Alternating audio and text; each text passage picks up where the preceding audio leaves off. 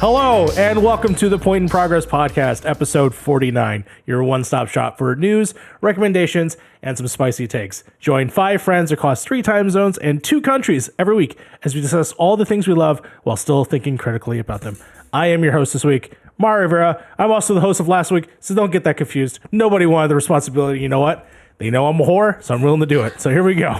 I literally just offered. Don't be putting this fake news out here. Purposefully. If I send you, does that mean you hoed out? If I send you $2 right now? Yes, 100%. 100%. I purposely did this we did a rock paper scissors before the show, and I just did this for 3 seconds, and you still win scissors.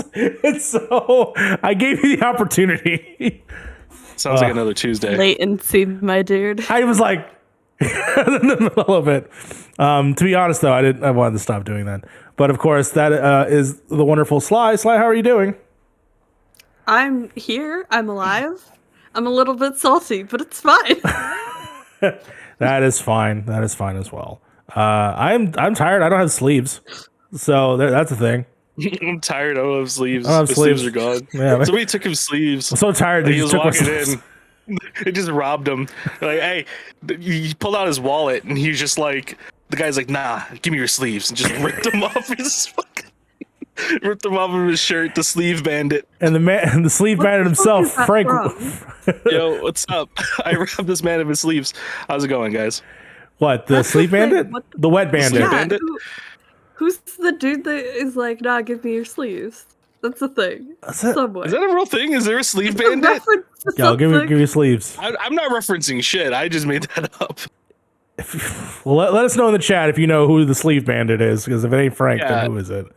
But you know who you know who would most likely not steal sleeves? The man that still needs to drink his water. Harv, how you doing, Harv? I'm doing well. I got enough sleeves. It's fine. Yeah, I got an abundance of sleeves here. So, oh, are they other people's sleeves? We'll never know. We'll never know. True. And the one judging us all, Fee, how you doing, Fee? I'm doing well. I just want to, you know what? Yes. I would like to back Sly in this. When I want to say that Sly offered 6 times to host the podcast, and yet not only did you not realize that Sly probably essentially won the whatever it was that you guys just did, but 2, I just want to say that Sly tried. And you know what? That's why today, this episode, is hosted by Sly. Sly, take the baton. It's yours now. What? You're not switching the host? Go ahead and grab it. Go on and grab it. It'd be great if I put my hand up though, and it went through the other side, and touched you in the head. Why would that come up on my screen? All right. On that note, I guess let's jump into the checkpoint. I want Frank back down below me, because when Frank's below me, things don't get freaking weird like that just happened. So I need. I'm like a shield. I'm like the weirdness shield for Fee. Like I filter it. All right. Like I absorb the weirdness and then morph into something weird, and then Fee's fine. Okay. I'm looking at the housekeeping here. We don't have anything on the dock. Nah, we're good. Housekeeping for me. Oh my god, chaos. Oh shit. If you want to hear me yell about Moon Knight episode 5 with a special guest, check out We'll Throw the After Party tomorrow. Other housekeeping, Fee, what the fuck's going on with Final Fantasy 14? It's a good question. What's going on with that? Yeah. We doing it? What's going on with Final Fantasy 4? I actually want to know too. I don't know. I've been watching the game recently, and no oh one my said god, shit to me. I don't know what's going on with that game. What is going on with that game, Fee? You being the only one been playing it. I haven't played it at all. What are you talking about? I've been playing it. All right, you heard it here The other one who's first. played it is Harv, actually. Yeah. Is the man that is currently... Is that confirmed? Can I just go through Not the the story story, now? not the main story, not the main Okay. story. I just went through the 24 man.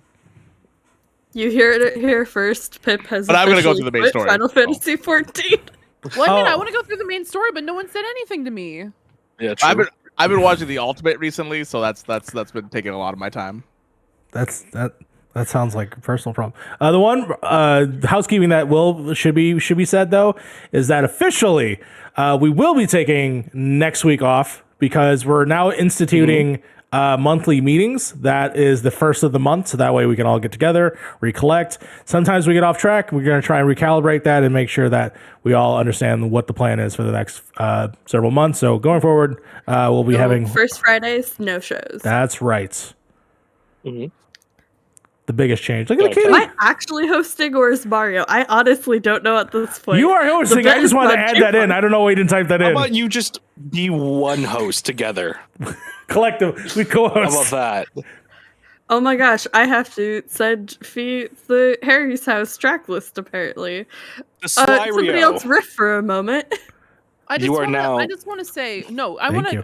want to jump in for a second. Thank you. Why did this man put it on like canary, like put white on canary yellow, and not only just white? I on canary literally yellow, said this in the group is chat. It looks these so ugly. Well, okay, What? I'm gonna be honest. It looks like blobs to me currently. Honestly, it looks like on my side, it looks like Sio A, and then Sio B, and then I see Cinema Daydream. I don't know Is what that they're talking Daydream? about.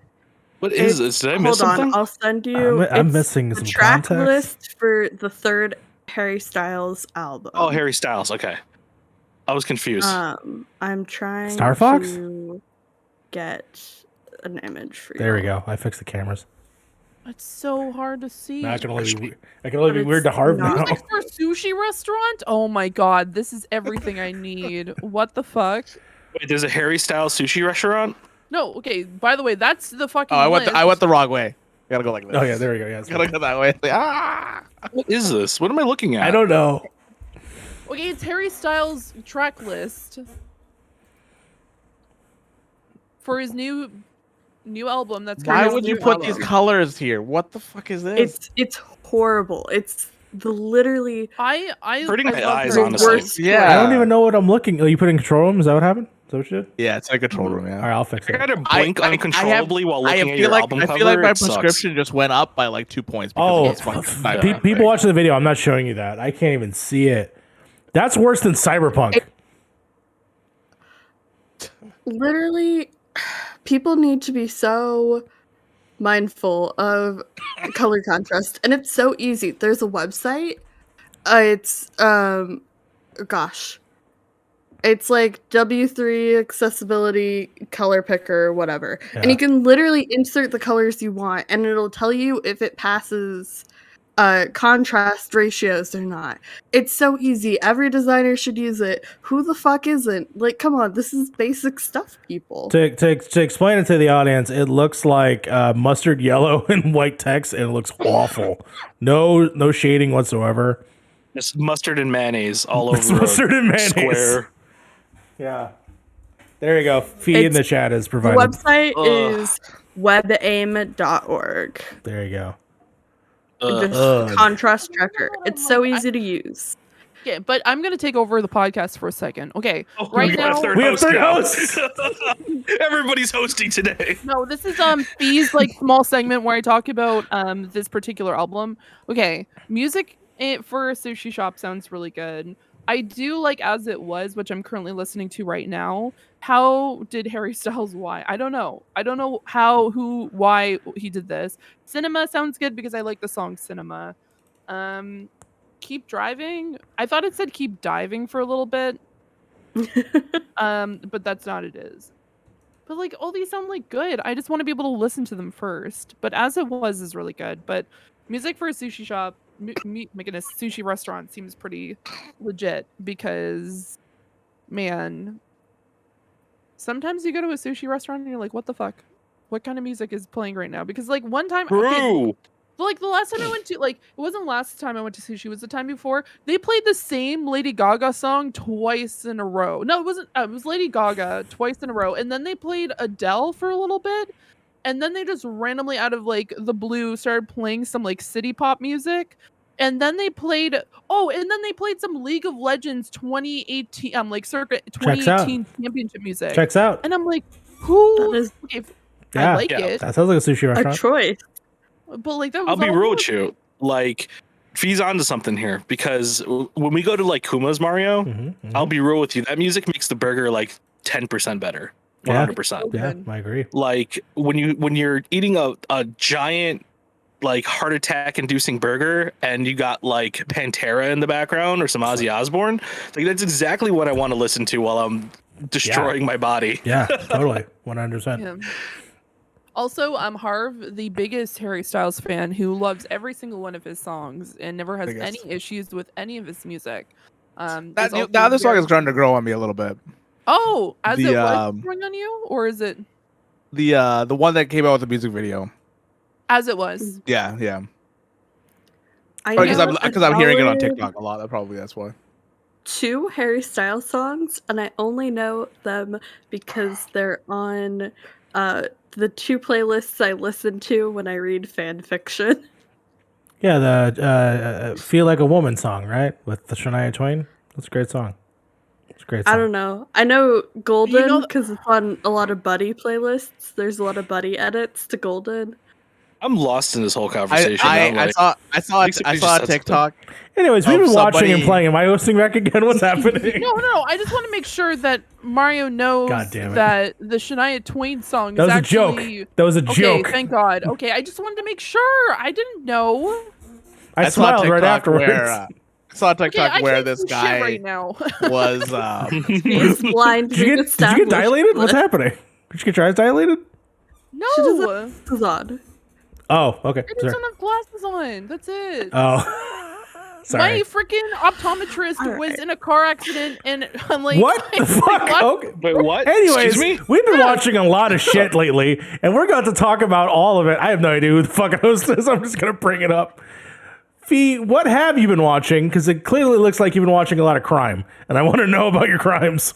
Oh, okay. First of all, I wanted to establish the fact that I have not committed any crimes. But I've heard a lot of them. Frank definitely committed a crime. Yeah. Oh yeah, 100% on the daily. I committed many crimes. I'm gonna do this in a little bit of an order. I'm gonna start off with the fact that last night I sat down and watched Turning Red for the first time. Oh yeah. And that was a really good movie. I do want to watch it, but I just don't have time. Cute. It is very Canadian, as a heads up. There's a lot of shout outs to mid-2000s Canadian music and also like the vibe.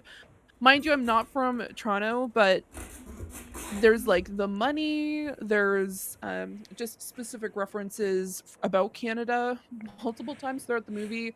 And there's also like some shout outs, like Harv's gonna understand this.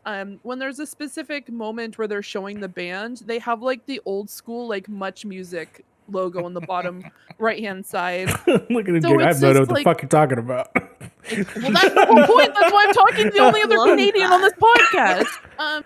Fucking Much Music. I love that he knew immediately. It's awesome. Oh, you know. I'm just. Dude, I grew up watching Much Music. Yeah, so it's just Channel 45. It's very, very cute. It is all over the top, though. It is. Yeah, no, I thought it was really well done. Mind you, that person who wrote the fact that he couldn't relate to the movie because he's not a 13-year-old girl, get over yourself. That was just, oh my goodness. It was just really wholesome. And then also, like, the red pandas in the movie are just so freaking adorable the entire time. And you're just like, I would probably, if it was mid-2000s, because, like, around the time that they were, like, 13 is around the time that, like, mind you, they were, like, a few years older than me. I'm not going to age myself. But I would, like, be freaking out, too. If you saw, like, a massive, like, red panda, that would be so cute. Much Music was way better than MTV. Absolutely 100%, Malik. You know. Now, are we talking, like, peak 2000s MTV? Because... No, we're talking about just overall. Now, sure, I guess, because they probably play music. But then... They don't play music still. No, I figured. I meant, like... Yeah. MTV then was like they had TRL, they had some other cool shit. That's about it. Yeah, MTV at some point was a king of something, but like it was very short lived. Is what he's trying to say. Like I don't remember what they were the king of. Like there was an era where they kind of like dominated like networks, but like I think it didn't last more than like a year or two before like it got dethroned by everybody else. What do you mean, music wise, or just stuff in there? I just mean like in terms of just like a network. It had like shows like obviously Jackass was a big one, but then you had like Sweet 16, Room Raiders next, and then also there was a big era with like Robin Big and them, and they had like eras to it. Now it's fucking nothing. So you know, yeah, nothing. Yeah, like, what is it like? Teen Mom and stuff Teen like Mom that, was a huge one. That's another era. Jersey Shore. Jersey Shore was a You know, huge it was one. also a MTV Studios show. Well, it was also What? Teen Wolf. Teen Wolf Oh wasn't. God, it was, Okay. wasn't it? So was Scream technically too, Scream. right? 'Cause Scream they was had another that one. Scream was another one. Undressed. Scream's an MTV show. Undressed. Spider-Man. But did they ever Anyways. resort to playing like reruns of Cops? Oh my That's the goodness. question. Not- No, that's more of the History Channel. No, Oh, it's History Channel. yeah, they went full tilt at one point. No, but I just thought it was like really cute to kind of see like that kind of like specific time in Canadian history, because as someone who grew like there's not really any movies about Canada, so it was really cool to see like our money, like our old money, not our new money, because in the mid 2000s we still had paper money before we switched over to plastic. And then there's like the Canadian flag all over the place, and then just seeing like I don't know, it was a lot different than what I thought it was going to be, but it was for the better, and so I would highly recommend watching it. Also just like the colors and like the animation and just the kind of like representation of like how like diverse Toronto is like bonkers, because a lot of people just assume just like, oh, it's Canada, but they don't really like know much about it. And I know it's like a kind of a running gag that like essentially at this point like every like US city that you see in TV or movies, it's just like either Vancouver or it's Toronto or it's Edmonton, Calgary, because right now we have things like we have The Last of Us currently being recorded in Calgary. We had the entirety of Supernatural in Vancouver. Places, Most of those CW shows too. Yeah. Like the DC universe is basically just Canada. Yes. some places that are considered like like France, like Catch Me If You Can back in like the mid 2000s, when they were in France, they were in Quebec City. And so you or Lock and Key, and we've talked about this at length on Yes. previous podcasts, where they had to like show a bunch of photos to like a bunch of people who were like, what looks the most Maine, and the only city that wasn't in the United States was Lunenburg, and they all pointed at fucking Lunenburg. Lunenburg's in Nova Scotia, my friends. So it's just like it's really cool to be able to see a movie that's specifically about Toronto, even though, mind you, that's middle of Canada and everyone only knows like essentially the major cities. But no, it was cool to see. The next Like thing I tweeted when it came out, I am not Asian Canadian 13 years old or a girl, but it was still very beautiful and very relatable and a fun time. So like if you haven't seen it, go watch it. It's great. I also remember being in 8th grade and saving up a bunch of money with my friends to go see a teeny bopper boy band. What a mood. Yeah, no, it's really cute, and it's mostly like it's a lot about like friendship and then family as well.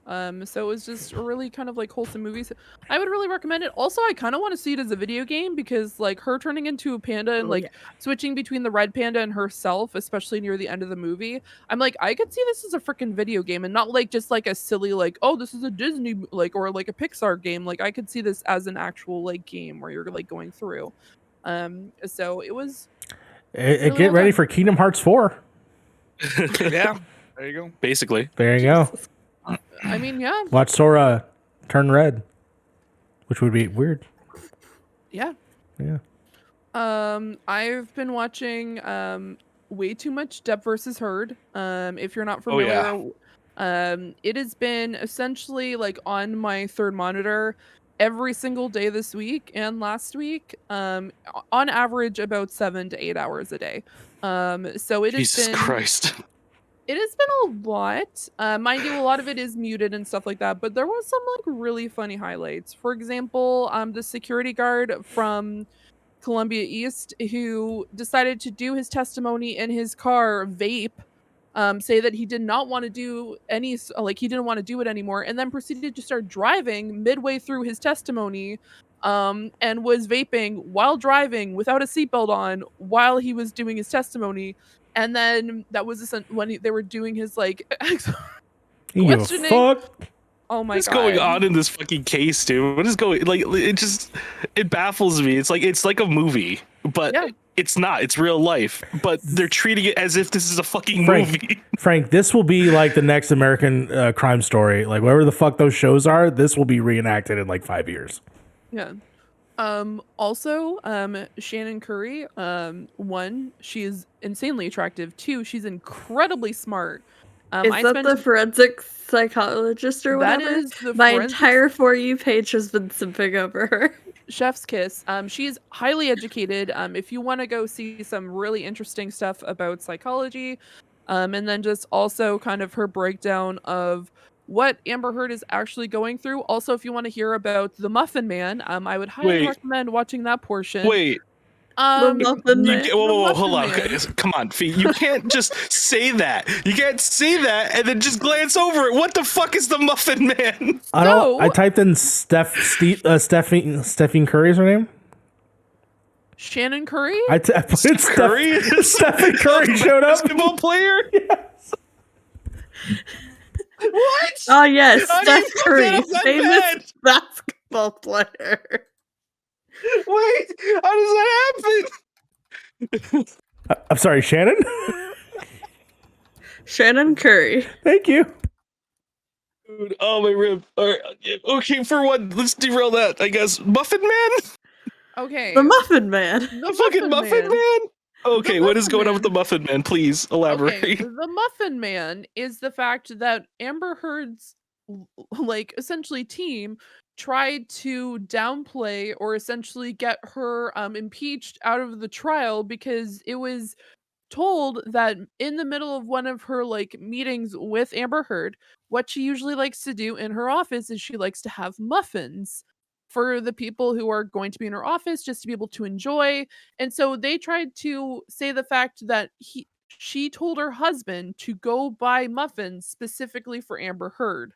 But she's just like, that is not the case. If you want to actually let me explain, because by the end of her back and forth between one of her lawyers, which was not good, who I do not like her team. I object hearsay. Yeah, I object hearsay. In the middle of their own fucking questioning, by the way. That's a whole other thing. You asked the question, dude. You asked the question. No, so they tried to essentially say that she had told her husband and broke the code that she The told Muffin her Code? husband. No, not the muffin The code. confidentiality. Oh, the clause. confidentiality code. Okay, I was like, is there a muffin code? Okay, I see what you mean. She said, no, I told my husband to just go buy muffins and then drop them off with essentially her receptionist, at her office. And then she would go grab the muffins and then take it into her office. But they tried to say that she specifically asked for muffins for Amber Heard and then used her name. So that did not work. She did not get removed or anything like that. But there was a lot of things. Also the mention of Johnny Depp's penis, which was a whole other thing because they tried to question one of this very Is this a Hulk nice... Hogan situation here? No. Oh my god. They were questioning him yesterday. They were they were questioning one of Johnny Depp's bodyguards. And then they asked, did he specifically, did he, do a specific thing? Did he whip out his... and then proceed to relieve himself in the foyer? And he's just like, excuse me? And then Johnny, if you watch the video, he starts dying of laughter because they asked the same question, essentially. And then he's just like, I would have remembered if I saw Mr. Depp's penis. Oh my god. That is so true, though. You would remember that iconic dick. You would never forget that.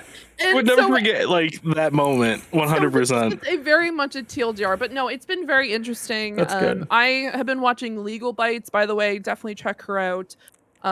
She is absolutely phenomenal. She's had a number of different lawyers. She had specifically a nurse on, and just a lot of really great feedback. and just being able to kind of watch it and have like a lot of like obviously specifically your own little like legal team like specific like explaining like what's going on, and then just kind of breaking it down as well has been really helpful.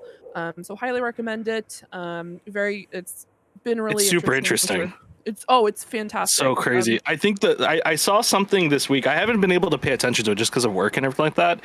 And it's just for some reason not showing up on my timeline other than like little tidbits of TikToks here and there. Yeah. But the only thing I saw this week was that Johnny Depp was getting questioned on a text message he sent Amber Heard. Quote, I have a better use for your throat that doesn't involve injury. And the lawyer tried to make it seem like it wasn't a sext. And it was like a threat. And Johnny Depp is just sitting there like, also yeah, the mega pint, the mega pint of wine, like I don't even know what's happening. There's just wild shit. This case is just bonkers, man. Also, I think one of the most wholesome things before I continue on is there's a particular moment during one of like they have a lot of like recorded testimonies and kind of like back and forth. So they've been watching those, and there's a time where you see Johnny Depp had drawn a photo on a sticky note and he shows his lawyer and it looks like his lawyer's just like good job. And they're just like Good looking job, at this photo, Johnny. and I'm like this is so cute. But no, I would highly recommend it. I should probably sit down and actually to talk about all of this at some point. But Oh yeah, 100%. But I'm glad you're doing it, so then you can TLDR me later on with it. It's a lot of fun. I love the explanations; they're great. The only thing that I will add to this, and I'm not going to bring up the Hulk Hogan thing. You're going to have to Google that. Yeah, Google the Hulk Hogan case if you want to know what we're talking about. Yes, but at the end of the day, it's about, is Johnny Depp the only person in this relationship that was abusive? Because I do believe there are definitely things that he may have done, but I don't want to say it's a one-sided thing, which I believe is what the whole point is of like her making it out to be, right? They clearly were toxic together. Him on a level where it was all due to addiction, right? Because I don't know if this is a recent thing with him or what, but there's definitely I listened to some of those tapes, and there's one time where he got really fucking angry, and it was kind of scary. So I know that they've definitely have hurt each other. This is really just a definition of like this relationship was toxic, and this is really just showcasing that pretty much. That's all that I'm getting from it, and I think, I don't know, it's just fucking weird that this had to be so public in the way that it is. Is it entertaining? Yes. Oh, it has to be, because but that's it's the these problem. At this point. And Yeah. well, it has to be at this point because of what happened in London. Yes. Like that's the reason why there's cameras. That's why we can all watch it live daily, Monday through Thursday. Yes. There's a specific reason why we have access to this. And I think that it's been a lot of it's been very eye-opening. And I think I agree in some cases that there were definitely some moments where they were definitely relatively toxic together. However, there is a lot of evidence that it was leaning towards more of one person being very like toxic and also gaslighting and being very verbally and physically abusive. Yes. So that's why it's good to it's good for the public to be able to see this, because at this point it needs to be done, because it was a very famous person who essentially, there was a lot of things that came out this week that made it even worse. For example, the lying about actually donating money to children's hospitals. Yes. When you said that you actually did pay millions of dollars out of your essentially your divorce money, and then trying to put the blame on other people, and then we find out that you only actually paid like a very significantly smaller amount, like 10% of what you actually offered, when other people have paid for you. Cough cough, Elon Musk. So it's just, there's a lot of different things that, which now him and James Franco are now not testifying. They both came out this week and said we're not going near this particular case. No shit, really? Yeah. Yep. Both of them said Crazy. they're not going. No, I think it was really well needed, because there was a lot of things as well when the Dr. Curry came out and explained the fact that there were like, and it's been shown throughout the case. Like, for example, she's been mimicking his clothing. She like mimics what she like he does in the courtroom, and is constantly watching him. And there's a lot of telltale signs that there was a lot more going behind the scenes. And I'm not just saying this because I'm just specifically a fan of Johnny Depp. It's the fact that like I hate the fact that this is being used as like, and she brought this up in the Me Too movement when it was not that. And she made money off of it. And I'm saying this because she got $300,000 for talking about sexual abuse. And it's just really shitty. So finally being able to see it in public and like them bringing it out, should it have been public? No, I don't think any of this should have happened in the first place. And I agree with their like Johnny Depp's best friend is this should have just ended. This relationship just should have fucking ended, and then that would have been it. That could have just been they separated their two separate ways, but instead, because neither one of them are like,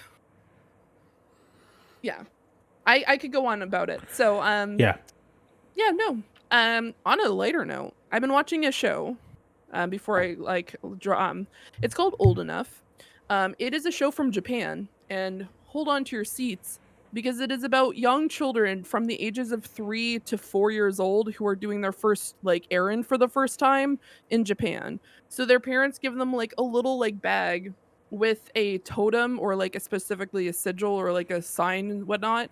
And then they get money, and then they're like, go to the store. And so this 3-year-old walks down the street and has to like get items for the first time. And it is wild. I'm actually into that. That actually sounds really cool. I think we all remember our first time we actually had to like venture out in the world by ourselves to go pick up like a 2-liter of soda or something like that. 3-year-old going like a kilometer and a half down the road to go to the store. Like the very first one is he goes down to the store with like he has to go buy a bundle of flowers, milk, and some ramen, and he almost forgets the ramen. Oh, he almost forgets the milk. So then he goes back and has to go grab it and then walks all the way back. And it's just like these little cute little kids. And I'm like, what the hell? This is adorable. And then you get so invested. They're only like 10 minutes long.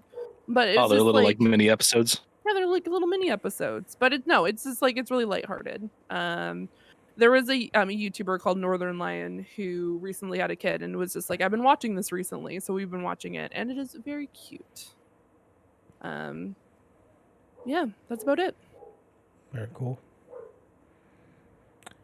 So I know you said that you have nothing going on here, but you had a little adventure with TikTok earlier. What happened with TikTok? I want to hear that story publicly. Okay, so I do a live show on TikTok every week, right? Yes. It's, 911 Sip and Spill Thursday Thursdays with JJ, who was a guest on our Electra episode of MC University.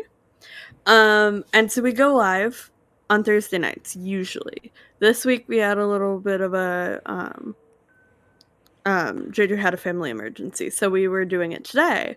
And we went live, we were having a blast, we were chatting, and TikTok decides to ban my access to lives. While you're on air? While I'm in the middle of a show, right? Wow. We're Wait, like what? maybe That's 30 wild. minutes in. That's wild. Max. Jesus. And so my live account or my live access gets revoked, right? So JJ continues on. I'm like, it's okay. Like, just you talk about it. I'll be in the chat, whatever. Yeah. We're hanging out. I immediately like repeal it because it was for hateful behavior, right? So I immediately like try to repeal it, and JJ's like going through live. We're hanging out. JJ finishes talking about the episodes from this week, wraps it up. Lovely, whatever. I check my account and my live access has been re-granted. So the strike was for literally no reason. Of course it happens while I'm in like the middle of a show. Yeah. And then as soon as he finishes, I have access to go live again. So TikTok, Get your shit fix your together. shit. Yeah. Fight me. Fight. That's how you get banned. Well, I ultimately want to open a grander discussion about TikTok and the way that they monetize and also look at content and how they appeal. And it just seems like there's no fucking winning battle on TikTok. Because how did that even get reported? Did someone report you? Is that how that works?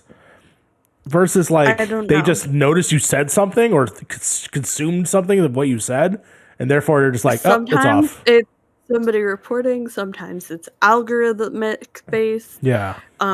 Especially like when we look at how social media platforms monitor. Yeah. There's an algorithmic system that pulls content, and then there are people who physically check Yes. the content that is pulled.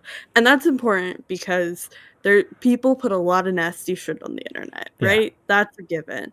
And we need ways to automatically filter.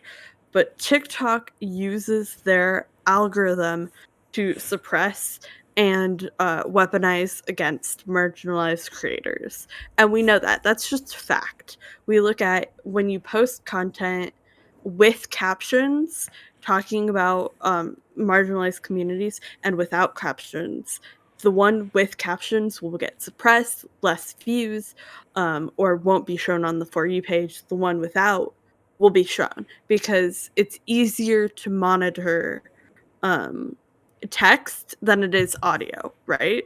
So the algorithm goes for text first, which is a problem for access, and it's also a problem for marginalized creators not being able to rely on consistently getting their videos to the people who follow them even. And when we look at algorithms on every social media platform, there's some issues there always. They're always being tweaked and refined, and people will bring up issues with them, but it is a constant on TikTok. Just the whole system is awful. I have a few questions that I was going to bring up because I noticed that, yes, I do see that often. Do you feel that it is a malicious thing, or is it simply just the algorithm deciding that this is not trending, so therefore it gets suppressed? Or it's not what is popular at the moment, so therefore that's why it's huntering it down?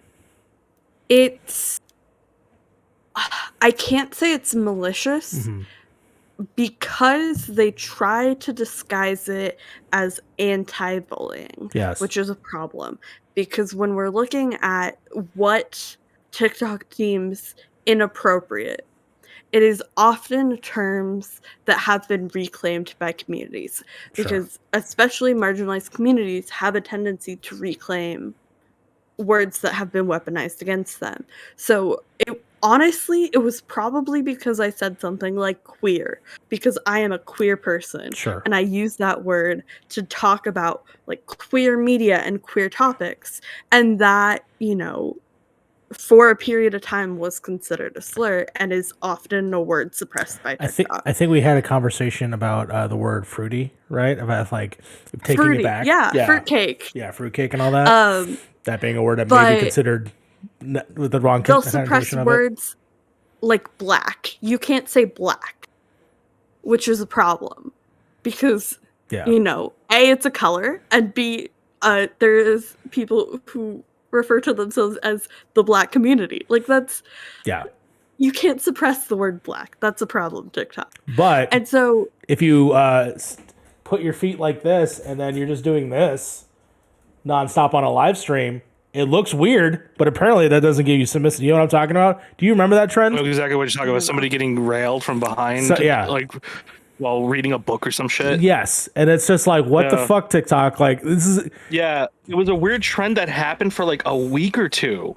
Yes. And it would be weird because like you would get in your random feed, like I would get like, oh, a funny video. Oh, here's a gaming video. And then it's just somebody live streaming, getting like like the front half of their body, and it's obviously moving forward, like they're getting railed or something like that, and they're like reading a book, and I'm like, why is this showing up in live? In fact, why is this showing up like 17 times from 17 different people? Like, yeah, because there people are getting traction because they're like, what am I seeing?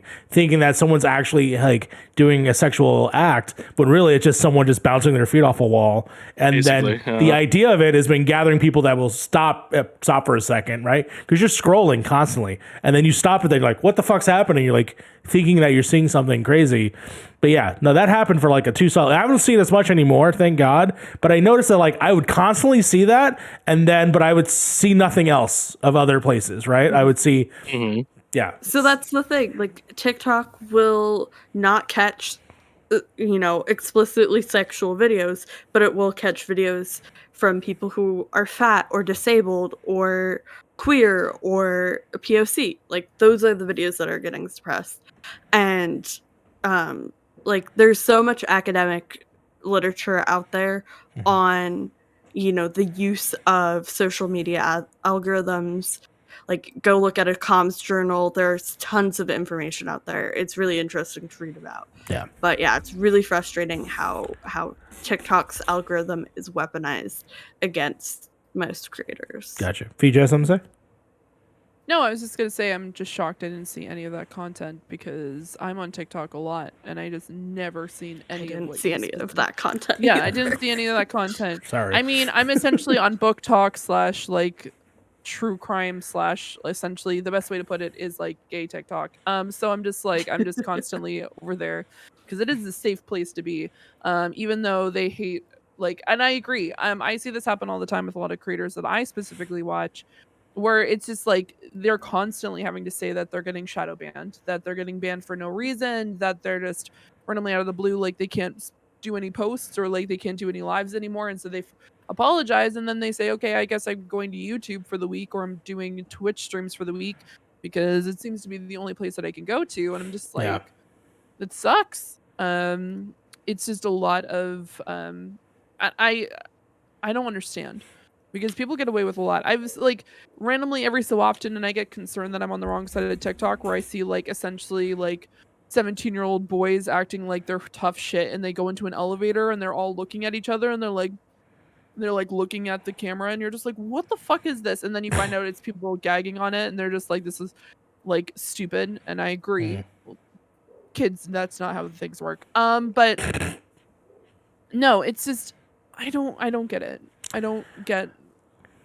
Like I know what gets I know it gets views. I know it like stuff like that does well for itself. It's just very weird because that just seems to be allowing inappropriate things with children, but then also people can't talk about their sexuality on an open platform that's supposed to have the ability to do so. And it just makes my For You page is intellectual discussions about fan fiction and fan communities. Yeah. Is there like a specific page? Like, am I just using TikTok? Am I just using like TikTok wrong? Like, I didn't even know there's a For You page. It depends on. So yeah, there's the following page, which is everybody you follow. Time on there's videos the For You too. page. So it's how long you watch a video for, what you like, and who you follow affects what your For You page looks like. I've definitely looked at a thirst trap more than like a minute before, so it's probably fucked up my timeline a little bit. That's fucked my timeline. Okay, look, I'm sorry. If there's a good thirst trap, you gotta watch it. You gotta respect it. Come on. I respect the drip. Respect it. It's good. Sometimes they're pretty good. It's really sometimes good, they get you. Sometimes they hook you right in. But you know what? Hey, sometimes they come back in surprising ways. You never know. Well, I mean, like I watch like oh my god, what do they call? What is their name? Mercury Stardust, who they're known as the trans handyman, and then also Derek. Which, by the way, whoever fucking made Derek cry this week, I'm gonna fucking find them and kick them in the face. Oh shit! Okay. Really, really, really awesome trans TikToker who spoke out about the fact that they decided to read their comment section this week, and there was some really hateful shit happening, and it's not cool. So it's just I don't know. I find that side of TikTok like really like supportive, mind you. Unfortunately, at one point I ended in for people who understand, Sly probably knows this particular reference. The Womblands drama. Oh my stuff. god. And so like I ended up on that side for a moment. We're and on I'm like, season 4 of that now. There's some more details on that. It's fucking I know. insane. The I'm Womblands. I'm aware. But no, Jesus. I'm usually true crime book TikTok / gay queer TikTok, and I'm all for it. So no. Also, just seeing someone without a TikTok account is just wild because Lucas doesn't have a TikTok account and usually gets like cute like TikToks, and then all of a sudden it's like a very wild like thirst trap TikTok, and then I'm just like, what the fuck? And he's just like, I don't have an account, and I'm like, I don't know what you're talking about, Fee. I'm just. It's true. Now look at that. See, Lucas knows. He knows. He knows what's up. He knows how to game the system. Yeah. That's what I mean. Like those thirst traps just randomly hit you. Shout out to Goth Dad. You're my favorite. I love you. Goth Dad is really. I love Goth Dad. Goth Dad's the greatest. Goth Dad's so cool. Marry me, Goth Dad. I wanted to bring that up because I know that you had that situation, but I wanted to have a grander topic of TikTok overall because it is hard out there for people that obviously want to make stuff, but also people that consume things. So obviously wanted to bring that up. You know who didn't get shadow banned for a while? Who didn't get shadow banned? Oh, that's right. No, we had to air all that shit out. We apparently had to air all that shit out, and then we had to see someone yelling. You fucking know. You fucking know. I love it. I can't. The only new thing I did this week, though, is I started rereading Persuasion because Feet reminded me about the Persuasion movie that's coming out, and I'm very excited. The Jane Austen so I thing? started that. Jane Austen? Yeah, it's a Jane Austen book. I need to listen to the audiobook of it because I still have that audiobook that I was talking about a very long time ago. Yeah. Hell yeah. Nice. Yeah. Mind you, I just want to like. Oh, sorry. No, Continue. no. No, you can. No. You. I didn't mean to say your No, name. you. That was an accident. Oh wow. Me and I Rude. just need to start a book club. It's fine. Yeah, it's okay. No, I just wanted to specifically say, because this is about video games, is I posted about this in our Discord that freaking Telltale took the whole like this character will remember, or this like they knew and stuff like that, or like even like specific like I guess like checks. So like they tried to pretend like they were modest, but they failed and stuff like that from freaking oh my goodness, like Agatha Christie, because like the murder on the Orient Express has a lot of that. It's a lot of like this character will remember this outcome, and I'm like, what the fuck am I watching? Like, am I listening to a Telltale game? Like, because I'm listening to it as an audiobook because I usually like to do like 15 things at once. So I'm just like, it just kept on like doing stuff like that. I'm like, this is so wild. Mind you, I know that it's not a new concept by any stretch, but it was just very like, it threw me for a loop as I was doing laundry and I heard that and I'm like, wait, what? Because I've never listened to it before. So yeah. Very cool. Sly, since you're also my co-host, who do you want to throw it off to next? You can just take it. All right, I'm the host again. All right, Harv, you're back. Harv, You're in. You're the host now. No, I'm kidding. Harv, tell me about more of your Overwatch beta because I'm very curious about this. So yeah, I got into the Overwatch 2 beta. I've been playing it for a couple of days.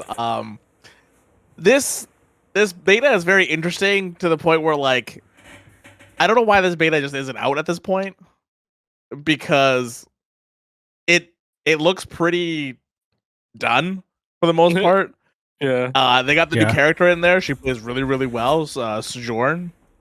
They reworked a lot of characters as well. Like Bastion is a completely new character. Orissa's a brand new character as well. Like they redid a lot of stuff for these characters. I just don't know why this isn't out yet. Just release it for everybody at this point and just kind of like wait till PvE comes out later so that you can have a second wind at it, right? Like I don't understand. And all the skins transfer over to Overwatch 2, so I'm guessing Overwatch 2 PvP is going to be free. And the PvE aspect is going to be paid. It's free. Everyone gets Overwatch 2 a multiplayer. The single player is what's going to be the money costing. The money one, right? Yeah. I think it's more of just like a tech test then, because it seems like they're just kind of testing to see like certain things. I know Mercy is getting reworked a little bit right now because she's just kind of screwed up in the beta. Yeah, this is kinda well, like because since now it's initial before the 5v5, floodgate. it's 5v5 now, right? It's not 6v6. One tank, one DP, or one tank, one healer, two DPS, right? Healers all get a passive healing over time now. Having the one tank, they buffed all tanks. Doomfist is now a tank also. They've just buffed a lot of the tanks in this game that they just do so much more damage. Yeah, you gotta test it, right? Like you Yeah, can only do so exactly, much with like the pros and stuff like that that have had access to this already. Open up the floodgates to some casual players to see how much you got to tweak it a little bit to kind of see like what they do, because you know what the pros are gonna do. The pros are gonna try to exploit every meta they possibly can. Well, they're gonna min max as much as possible. Yeah, exactly. Right? Yeah, exactly. So like putting it to some casual players, you get to see like, okay, this is how Mercy's got to get reworked, because we're seeing players not really actually doing what we thought they would do or something like that. You know what I mean? No, I agree with that. They're gonna start giving everybody beta access soon in the next month or so. They're gonna give everybody pretty much access to it. They have a new mode in there, which is just like the PvP in Final Fantasy. It's the push mode, for where you push the thing to you push the robot, and then you push the robot back and forth kind of type thing. Yeah. I like that. It's a cool mode. So good. Or 14. So good. Yeah, it's a cool mode in this game. There are some new maps. They added day-night cycle for all the maps too. So there's a night version of all of them. There's day version of all of them. But yeah, all in all, honestly, the new game just feels like Overwatch 1.5, because like you could have just put this in Overwatch 1 and then just change all the heroes. I guess the big thing is the 5v5. I guess that just doesn't transfer over. And I'm very curious to see if they're just going to stop Overwatch 1, like the servers, and just transfer everybody to Overwatch 2. Yeah, I don't know if they're going to stop like Not off right the away. bat, but definitely later on down the road for sure. No. But yeah, like I said, everything transfers over, all your skins and all that kind of stuff transfer over to this game. So I had fun. I think it's something that's going to bring me back to Overwatch. Probably not, because it's still the same game pretty much. But like, I like the reworks. I like the 5v5. I think 5v5 just works way better than 6v6. As a second tank, I'm just like, I don't know what I'm doing as a second tank most of the time. Since I didn't play the game for that long, like I know probably Fee played much more than I did, so she probably knows what a second tank is for. I sat there in like no man's land as a second tank, and be like, all right, this is kind of cool, I guess. Yeah, all in all, I think the changes are really, really good for a lot of the heroes, and the 5v5 is actually really cool. The new maps are awesome too, like New York. Toronto is actually really, really good too. But yeah, the game looks exactly the same, pretty much though. Yeah. So, little more polished. At least with the footage I've seen, at least it looks pretty damn. I think the new lighting system that looks really good. It looks a lot more polished, so it looks like a cleaner game, which I can appreciate. Honestly, yeah, I feel like the original Overwatch stuff just felt like there was no shadows. Everything was just bright. Yeah, like no matter where shadows should be, and it just felt kind of weird sometimes. Yeah. This one seems like they actually have some like shadow like way to like show like, hey, this should be lit this certain way. You know what I mean? Yeah. I don't know. And like Frank and I were talking a little bit about Overwatch the other day. I don't know if I could get back into Overwatch, or like quite frankly, like as of right now, being able to even touch like a Blizzard game. Because after what happened last year, I'm just like, yeah, and I totally understand that 100%. Yeah, like I think like, and this might just be me like being a little bit like, I don't know, just like maybe overthinking it, but like the way that they had conversations about it last year, they were a lot farther in what they were thinking, like projection wise, when it came to like the release of Overwatch 2 up until that particular point. So if this is like a way to like build reputation back, like or maybe get some like at least some a little bit hype. So like rather than talking about, oh, this is the studio that everyone was boycotting last year because of all the shitty things that they did, to, oh, now it's a limited beta. I don't know. This is me just overthinking it. I don't know, because like there's still other two, like they had the Dragonfly stuff that just happened with World of Warcraft, which is huge as well for a lot of people to watch that. There's the mobile game that's coming out for Diablo pretty soon as well. Yeah, Well, they It's have getting a something PC else. port now too. Yeah, it's getting a PC port, which got a lot of positive. That's definitely a brownie point move right there. 100%. I agree with Fee with what she's saying is like some of these decisions do seem like it's like, hey, we know we fucked up and we have a lot of like bad press right now, but here are some freebies to kind of make it seem like we're good. One of them being, or not even freebies, just like cool moves, cool news, like right? Like, putting Diablo Immortal on PC because basically everybody thought they were going to emulate the game anyway, so might as well. Yeah, fucking Us, like, trying to, Modern like, bring Warfare. up What you're saying? Modern Yeah. Warfare? No, I'm just saying, like, the same thing where it's like Modern Warfare gets announced and everyone's like kind of excited about it. Adding fucking Godzilla to Warzone, like all these little things that just like, hey, you remember our games? We still haven't fixed all our fucking crimes that we did, but hey, remember our goddamn games? Yeah, like Diablo 2 is on sale for the Switch right now, and I don't want to fucking touch it still. Like, Yeah. I just don't have the energy to put one of those. And games one on. and like Fee said, I mean, like, it does seem like one of those moves, and it's not a move that isn't like too uncommon within the video game space, where a company straight up like does some dumb shitty thing and then like here tries to make up for it by like, you know, doing something within their game to make it seem like they're now the good guys again. But I agree, like, just because you're giving out cool stuff and free stuff or like free beta access or anything like that doesn't mean you're kind of absolved of what's going on in the background. Though, I mean, like, I'm gonna be honest, like, literally, let's see, 2 months ago, it was actively known that they were getting sued by the family of the girl who killed herself because of her employer. So it's just like, I don't know, I think it's just me maybe me overthinking it, but it's just like, that's not long ago. That's not like a year ago. That's not like a year ago or anything. That's just a few, like, at this point, a few weeks before they started releasing all of this stuff. So it's just kind of like, just, I know timing wise, and for people who are listening to this and they're like, release dates like take a lot longer than just a few weeks, Fiona. They're not just releasing it just because of this. It's just like, correct. But there's also timing, guys. That's why they didn't release anything last year. There was like, they put a lot of stuff on hold because they were getting sued up the wazoo because of all the lawsuits that they were facing. And then now they're doing this. I don't know. I'm not trying to like downplay, like, I apologize for like overtaking this specific segment. Yeah, it's part of the conversation. Yeah, no, 100%. Like just because you want to take like, you know, a step back from those kind of games because of that doesn't change any, like, you know, like make you a bad person or anything like that, or make the conversation any bad. Yeah, like if people think that makes me a bad person, you can DM me because we'll fight you. I've always we will square up over this. Square up. I've always said like, hey, listen, if you enjoy a game, that's fine. Like, granted, the fucking Hogwarts game's coming out very, very, very soon. Is that a game that I've been looking forward to for a very fucking long time? Yes, I've actually really, really been wanting to play this because I've said it before. I'm a huge fan of the Harry Potter PS1 game, and this would have been the closest thing that I probably would have had that feeling then more so. I still haven't watched the fucking game reveal trailer, so I have no idea what this game looks like. And it makes me feel bad. But at the same time, do I still want to play it? Yes, that urge is there. But it just depends on how I feel and how I want to go about it. Am I wrong for wanting to play the game? No. If I want to play the game, I'm going to want to play the game. But at the same time, I understand where people don't want to play the game. So I feel like as long as we're understanding of that, then I think we're okay.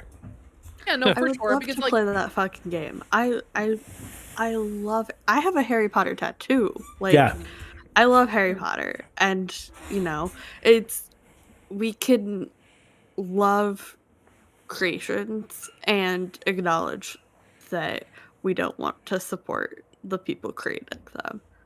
oh yeah, no, for sure. I don't know.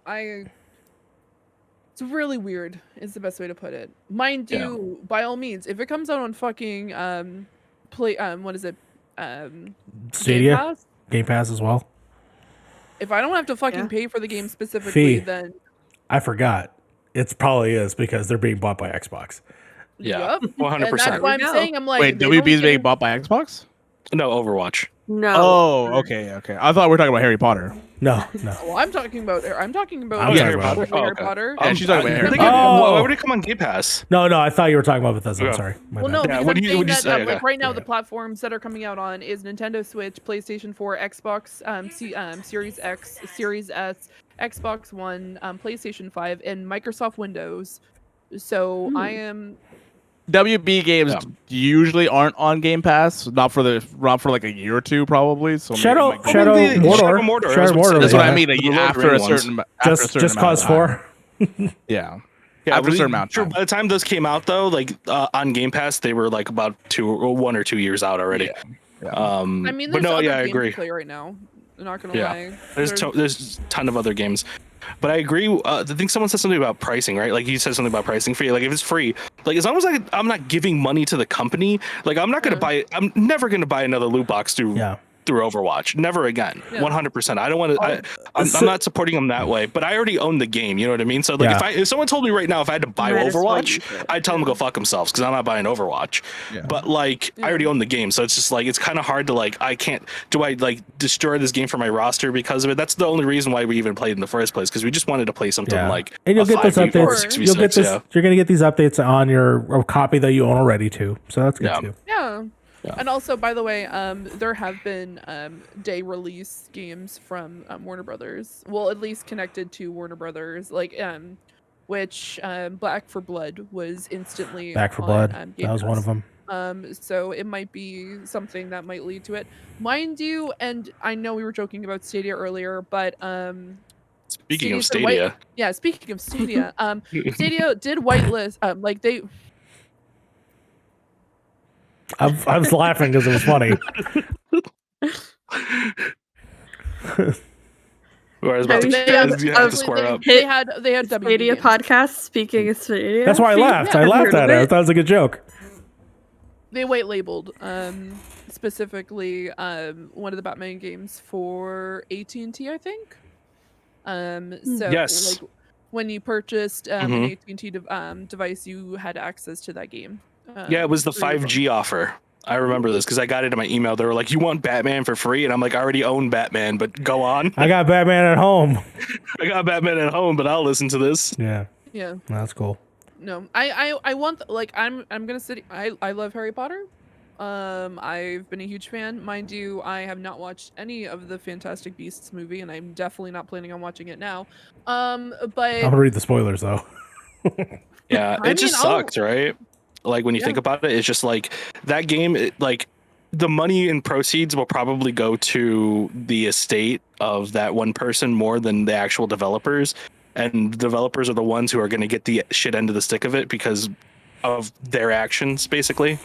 It sucks, but I mean that's just kind of how it is when you when the person who's writing your media is a shitty person. Yep. Yeah. On that note, speaking of shitty people, we watched Whoa! Moon Knight. What? I thought you were going to transition to me. I was about to say you No, motherfucker. I'm still talking about Harv and his list here because he also has Moon Knight on here. A few of us are still watching it. Harv, what are your current thoughts on Moon Knight? I don't know how they're gonna push this all together, man. Yeah, I don't know either. I don't know It's how gonna they're be gonna pull 4 this all hours long together. watch. If there's This episode's got gotta to be, like- believe. They have a lot I to said do. if there's, I'm Yeah, like, they- I can't. What? Like I Yeah. still have only watched one episode. Well, no, yeah, I'm not no gonna spoil spoilers. it. I did Yeah, no, we're not gonna tweet, spoil but it. there's no spoilers. So No, no. They're just they just got a lot to put lot to together wrap for the up. last episode. I will Yeah. say my non-spoiler thoughts on Moon Knight is I'm really heckin' tired of Marvel having writers who don't understand how to write for the format of the project. Because none of these writers know how to write good TV, and it shows. I will also say, the consultant, I just did a bunch of research on the mental health consultant for tomorrow's episode. And dude has bad vibes, and it shows. Oh no. I agree with you on that though, and some of the aspects of Moon Knight just being like kind of very different from what I expected Moon Knight to be. But then again, like, I'll be real with you, I expected Moon Knight to have fights like Daredevil for some reason. I don't know why. I don't know. Maybe it's because Moon Knight's a fighter. You know what I mean? And You would think right that hot off the heels of you know, Batman coming out, it would be cool. But a character that's very well known for their distinctive fighting style, you would maybe give the character in the TV show a distinctive fighting style instead of the mess that it is. yeah, it's a little all over the place. It's definitely a season 1, right? Like, we've all had TV shows that we at the very end of, like, you know, its run really liked, but some of them don't have the best starts. Like, well, some of the CW shows that me and Mario love, like Arrow season 1 and 2 are great. You're gonna have a season 3 or something like that. But like Legends was very rough to start, if I remember correctly, and then it finally got good by 26 episodes. But my major complaint about it is that all the Marvel shows are now the same. And they all have the penultimate episode in which the character has to go deep inside themselves to figure out what's the issue so they can overcome it for the last episode. And I'm kind of sick of it. Like WandaVision, yeah, I loved that. That was great. I personally loved it. Falcon and Winter Soldier, okay, sure. I gotta look inside myself to find the plot armor really quick. I'm sorry. I'm All gonna be the honest shows with you. took the 3-act structure and split it into like 6 episodes. So Yeah. each episode is Every 2 half episodes. of an arc, Yes. right? Yeah. But there's no arc of the episode. So it feels like if you're watching like episodes 1, 3, 5, whatever, it feels like you're building up to something, and then the 2, 4, and sometimes 6 is just the letdown because it's trying to be the payoff of the previous episode, Yeah. but the previous episode had no payoff. This structure doesn't work in a TV show format. Yeah. What happened, Fee? You were saying something a minute ago? No, I was just gonna say I was not paying attention for like a split 2 minutes, and then I just heard the synopsis of a character having to look into themselves and try to like figure out themselves to be able to face that conflict at the end of the episode. Sometimes literally. At the end of the season, yeah, quite literally. And honestly, I could not tell you what like out of like I could probably like guess multiple shows and everything associated with Marvel. I could not tell you specifically which one you were talking about. 100%. Because That's the yeah, point. I said the 3. Yeah, I said 3 of them, but yeah, I'm pretty sure you can almost put on almost all of them. But One thing I will say, it was a good episode. Don't get me wrong. He is a fucking kills good it. actor. Yeah. He's a good Oscar fucking Isaac's actor. the best part of the Fucking- show, and I feel like they like, it's gonna sound weird because he's always on the screen, but I feel like they underutilize him so much. So that is to me fixed in this one because now I like. We had this issue. We had this discussion where we were not liking. We liked one person, but we didn't like the other. And now I feel like I understand that other person more now because of this episode, and I think that's good. So when you see it, hopefully you feel that same way. But yeah, I agree with you, Frank. Oscar Isaac and Ethan Hawke together. Oh my God, Ethan Hawke is fucking Eden. Yeah, he's good. Eden. Everybody I here don't in this, give everybody. a fuck. I wish they were giving him more dynamic scenes because Ethan Hawke's scenes are all just him sitting and or standing someplace giving a dramatic monologue that I don't give a fuck about. Yeah, that's true. That is true. I But he's don't care. Every time he's talking, I'm just like tuning it out. I'm like, this is just exposition. Like, I don't give him something dynamic to do. Like, so underutilized. I will say, there's been a lot of talk about like the Oscar Isaac girlies or whatever, like Oscar Isaac fans. I have not been on board, but boy, do I have a thing for competency. And this episode, I was like, all right, he's starting to get me. I'm starting to understand a little bit, especially some of those Mark fights. I'm like, all right, That's checking me. you're getting me. I see. There's it little now. bursts of really cool action and stuff like that, but like they're so stuck behind the Marvel formula that like I really do feel like and it's 100% not true, but there's like a little board they have in the room. There's like, okay, we have to have this, like a check mark thing, like that we have to have all of this, and you have to warp a story around that. It's just like I'm so tired of seeing the same thing. I just want to see these characters act like those characters and do stuff that those characters do. without having to have the constant formula creeping in and stopping that character development I want to see. The one thing I will also say, again, I love Ethan Hawke. If you've not seen an Ethan Hawke movie, please watch them all. They're all great. Watch the Before trilogy. That's going to be my next Tremors show, the Before trilogy. I'm going to have a great cast of people that I want to bring on. Yeah. That'd be great. And then you can watch all the Kevin Bacon movies too, because he basically just looks like Ethan Hawke in the show. Tremors in review. Watch that 3-episode series. But the last thing I did want to say was I loved that Ethan Hawke's outfit, and I could say this because it's in the other episode.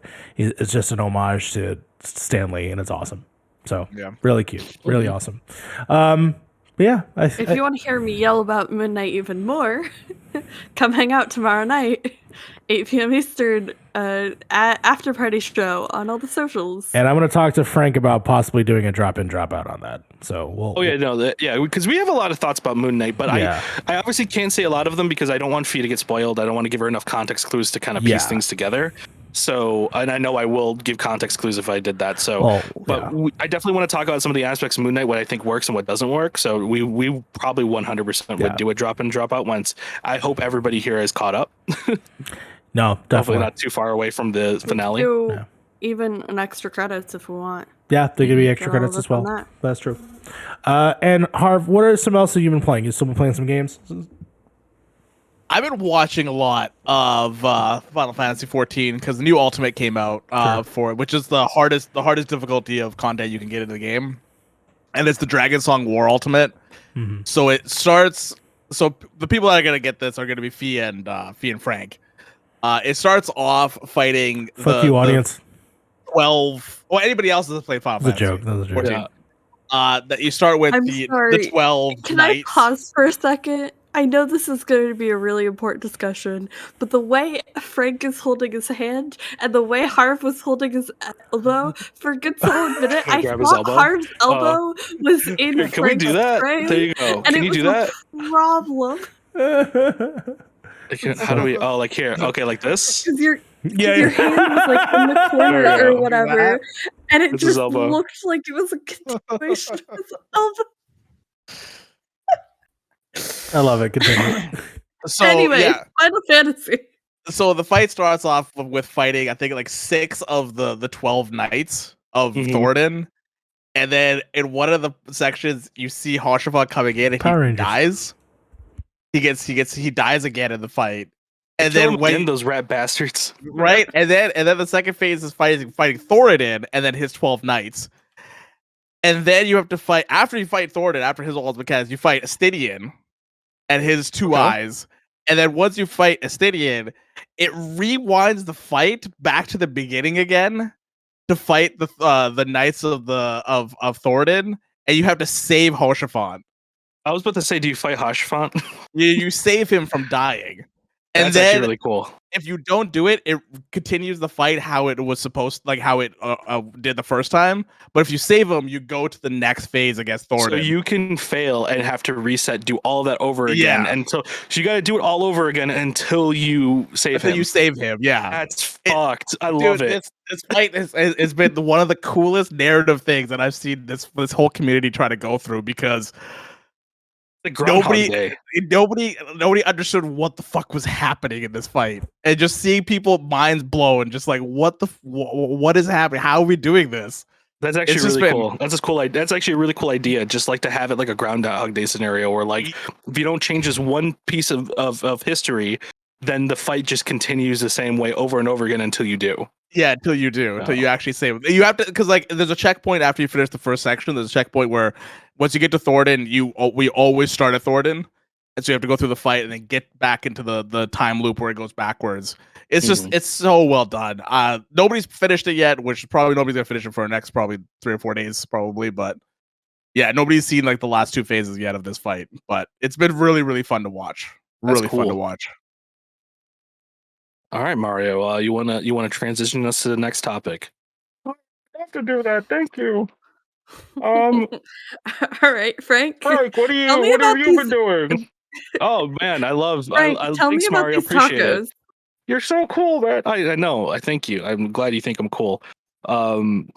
So yeah, I've been chilling. I haven't really been playing a lot of games because I'm still getting like used to my new job, and like, when you come home sometimes you just want to chill and just watch some like dumb YouTube videos or something like that.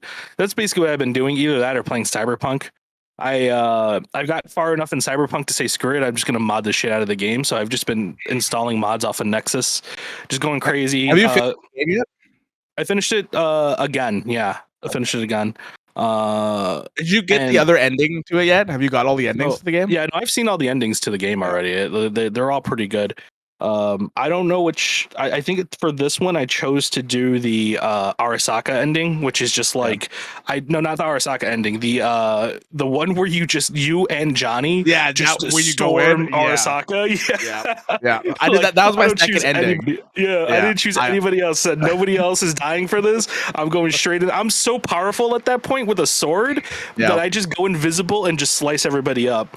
But I decided to roll back a save a little bit before that, and I just kind of like I've just been modding the game. So in that game, you can't really. My big issue with that game is that you can't really experiment a lot with your cyberware, right? You really have to either find a place to like stick to because you don't have enough points to try everything.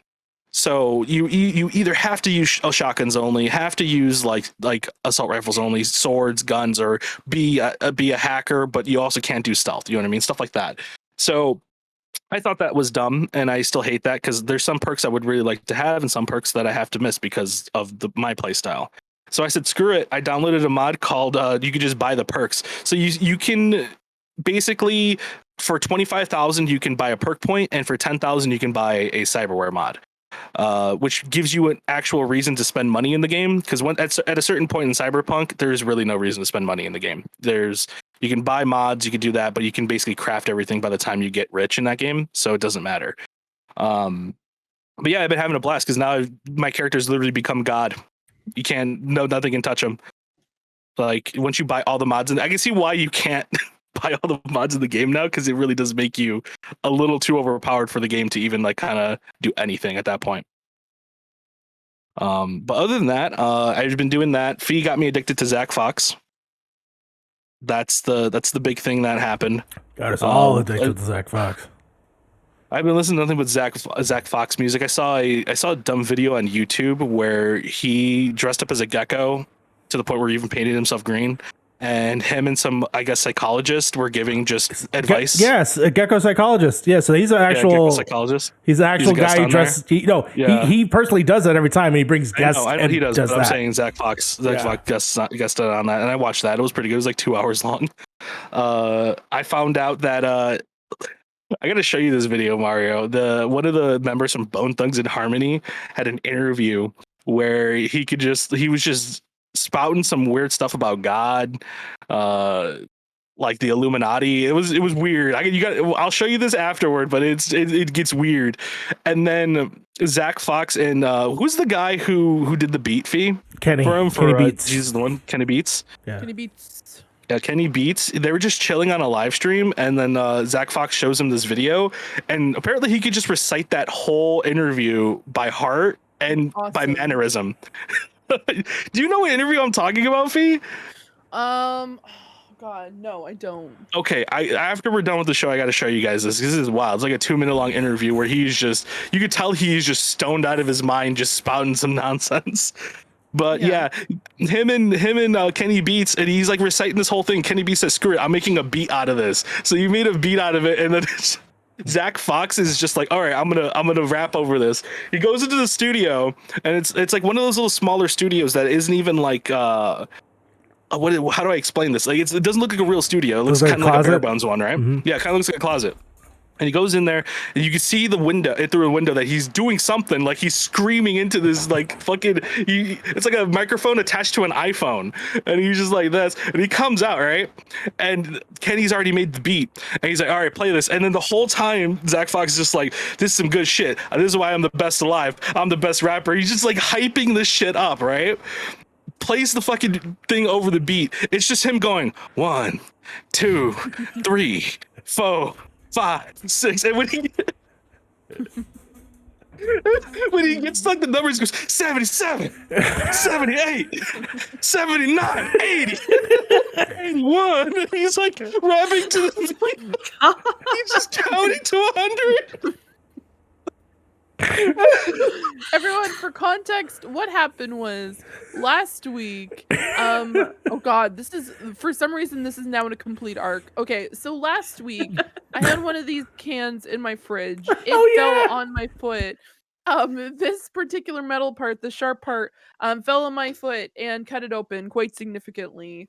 Which is now doing well, by the way. Thank you, anyone who asked. And so, they asked me if I was going through the 5 stages of grief, which one of them is depression. And so they're just like, I sent I sent this song to Frank, which is called Jesus is the One, I Got Depression, which is Because I got depression. because I got depression, which was a Kenny Beats video back in 2019, where what he used to do was he would invite people to his studio and they would just rap like essentially 6 verses. But once again, in Zach fashion, Zach just goes off and proceeds to go in his normal attire, which was essentially a like almost like a windbreaker like jacket, a t-shirt, some jeans, some sneakers, and his like just that was his outfit. He ended up wearing a top hat, some crazy ass sunglasses, and taking off his pants, and just proceeding to sing the song called Jesus is the One, I Got Depression. And we just ended up deep diving into his content for a good solid hour and a half. And I'm shocked that I've never showed anyone this content before because I'm shocked. I'm shocked that I haven't found this guy. No, the only thing I've heard was in one. You probably, if everyone were just talking about TikTok, if you listen to TikTok, the only phrase that I've heard was, "I dipped my dick in a bag of Doritos." That's all I've heard on TikTok. Well, see, the other one that's really popular, well, at least around a specific time, was praise Jesus, R.I.P. Betty White. She's not dead yet, but for when she is. And so she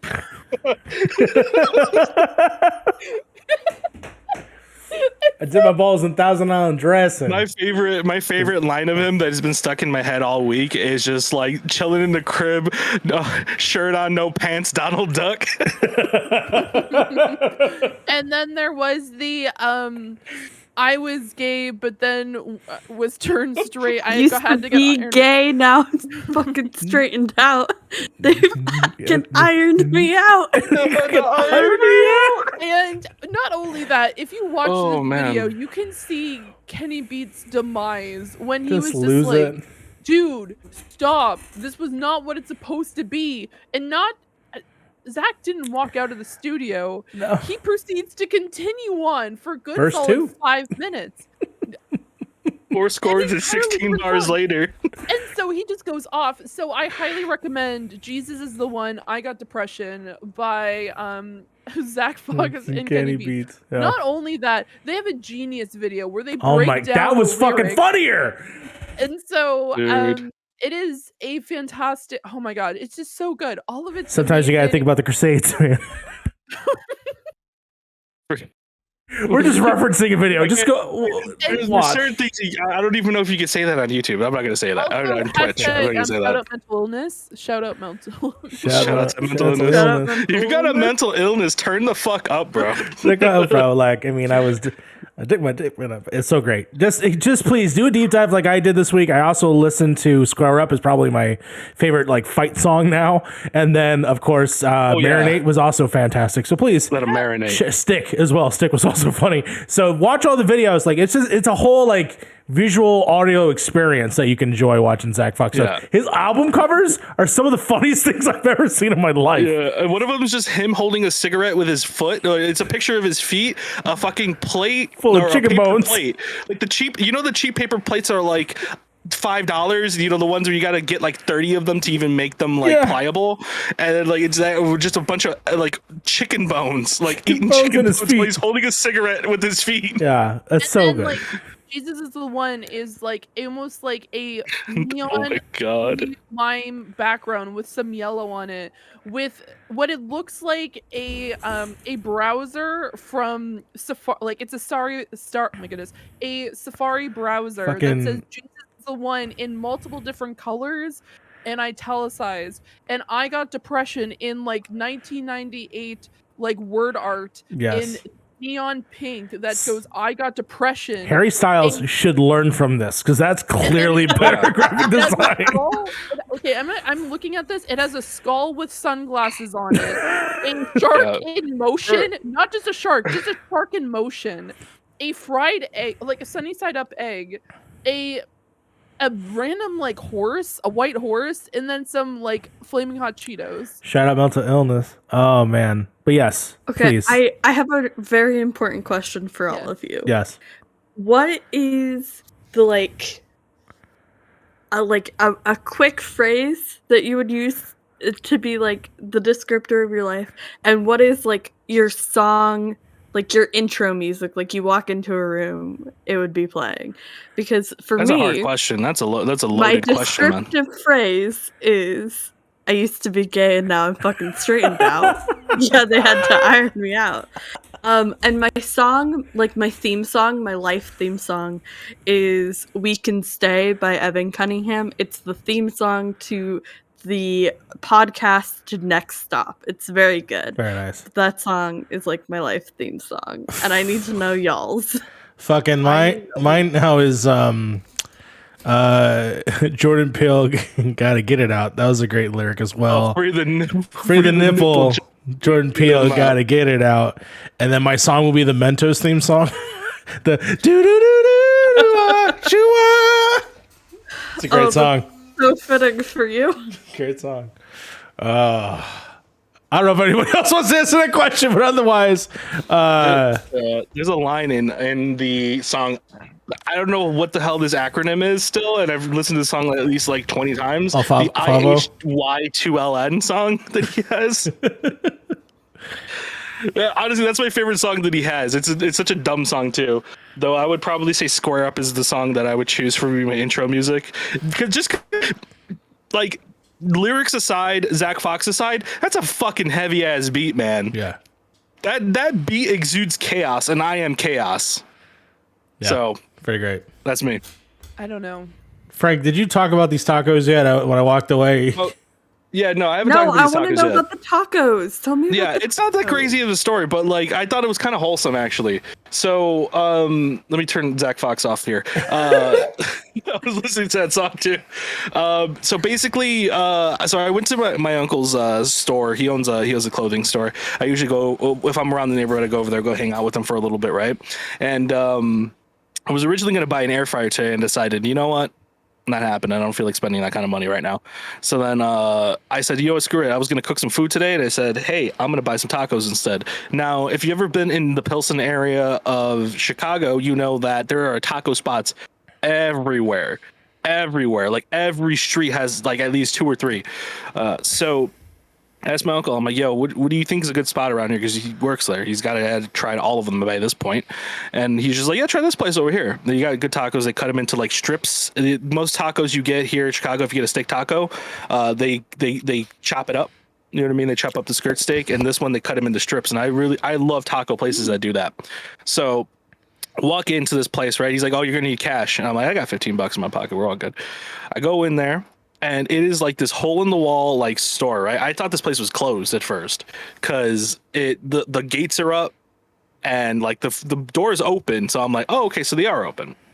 I walk in and there's just like this. It's weird because the front of the place looks like a restaurant because it has those like neon yellow tables that have like the attached seats to the table. So it's kind of weird. You can't be a big guy in them because you wind up just like me just getting stuck in them. But I go understand in there this. and half of that's that, right? I look to my left and there is a sign saying good mop, $9. Good mop. And it is just a mop head right there, like a brand new mop head. And on the left of this, it says like, I don't remember what it said, but it was like a movie on DVD for sale or something. That was a telenovela. And I'm like, what is this? And I look over, and the other half that it doesn't look like a restaurant just looks like a kitchen, like your grandmother's kitchen. Like if you've ever seen like a Mexican grandmother's kitchen, it's super bare, but it has the essentials, right? The seasoned pan, the Jesus on the wall. You know, it had everything. and sitting there next to the counter is this old dude, like my grandpa's age, right? And he is just in a rocking chair, just chilling. And he sees me. He goes, puts on a mask, and just kind of gets up and walks to the kitchen. And then an old lady comes out from the back, like from the back door. It just like comes over, and she's like, "Hello, what would you like?" And I'm like, "I would like 3 steak tacos." And she's like, 3 steak tacos? I'm like, "Yes, 3 steak tacos. Cilantro, onion, okay, yeah, awesome." She gets it. She gets the money. Like she calculates the taxes on her like iPad or something like that. It was like a little mini phone. And then she's like, "Okay, 13 something." I'm like, "Here, keep the change. It's like $15. I don't care." I like carrying change on me too. That's the other thing. But yeah, and then she gets the order. He just gets to work.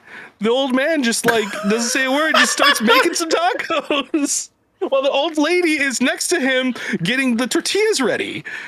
And like I'm just like, man, this couple is like 80 years old, and they're just chilling in this like half restaurant, half kitchen, like home kitchen, making tacos for people. It is, to me, it just felt like the most wholesome thing in the fucking world. Like they had like each drink in the front with small little labels on them, like how much they cost. Like you get a Coke for $1.25, Ahorita for like $2 or something like that. I was just like, dude, this is, I don't know why. There was a good vibe in there, and the tacos were bomb as hell, dude. Those are some of the best tacos I've ever had. Like that old dude can throw down, man. I was almost tempted to go back and buy that mop. The $9 mop. The $9 good. It just said good Not mop. the telenovela.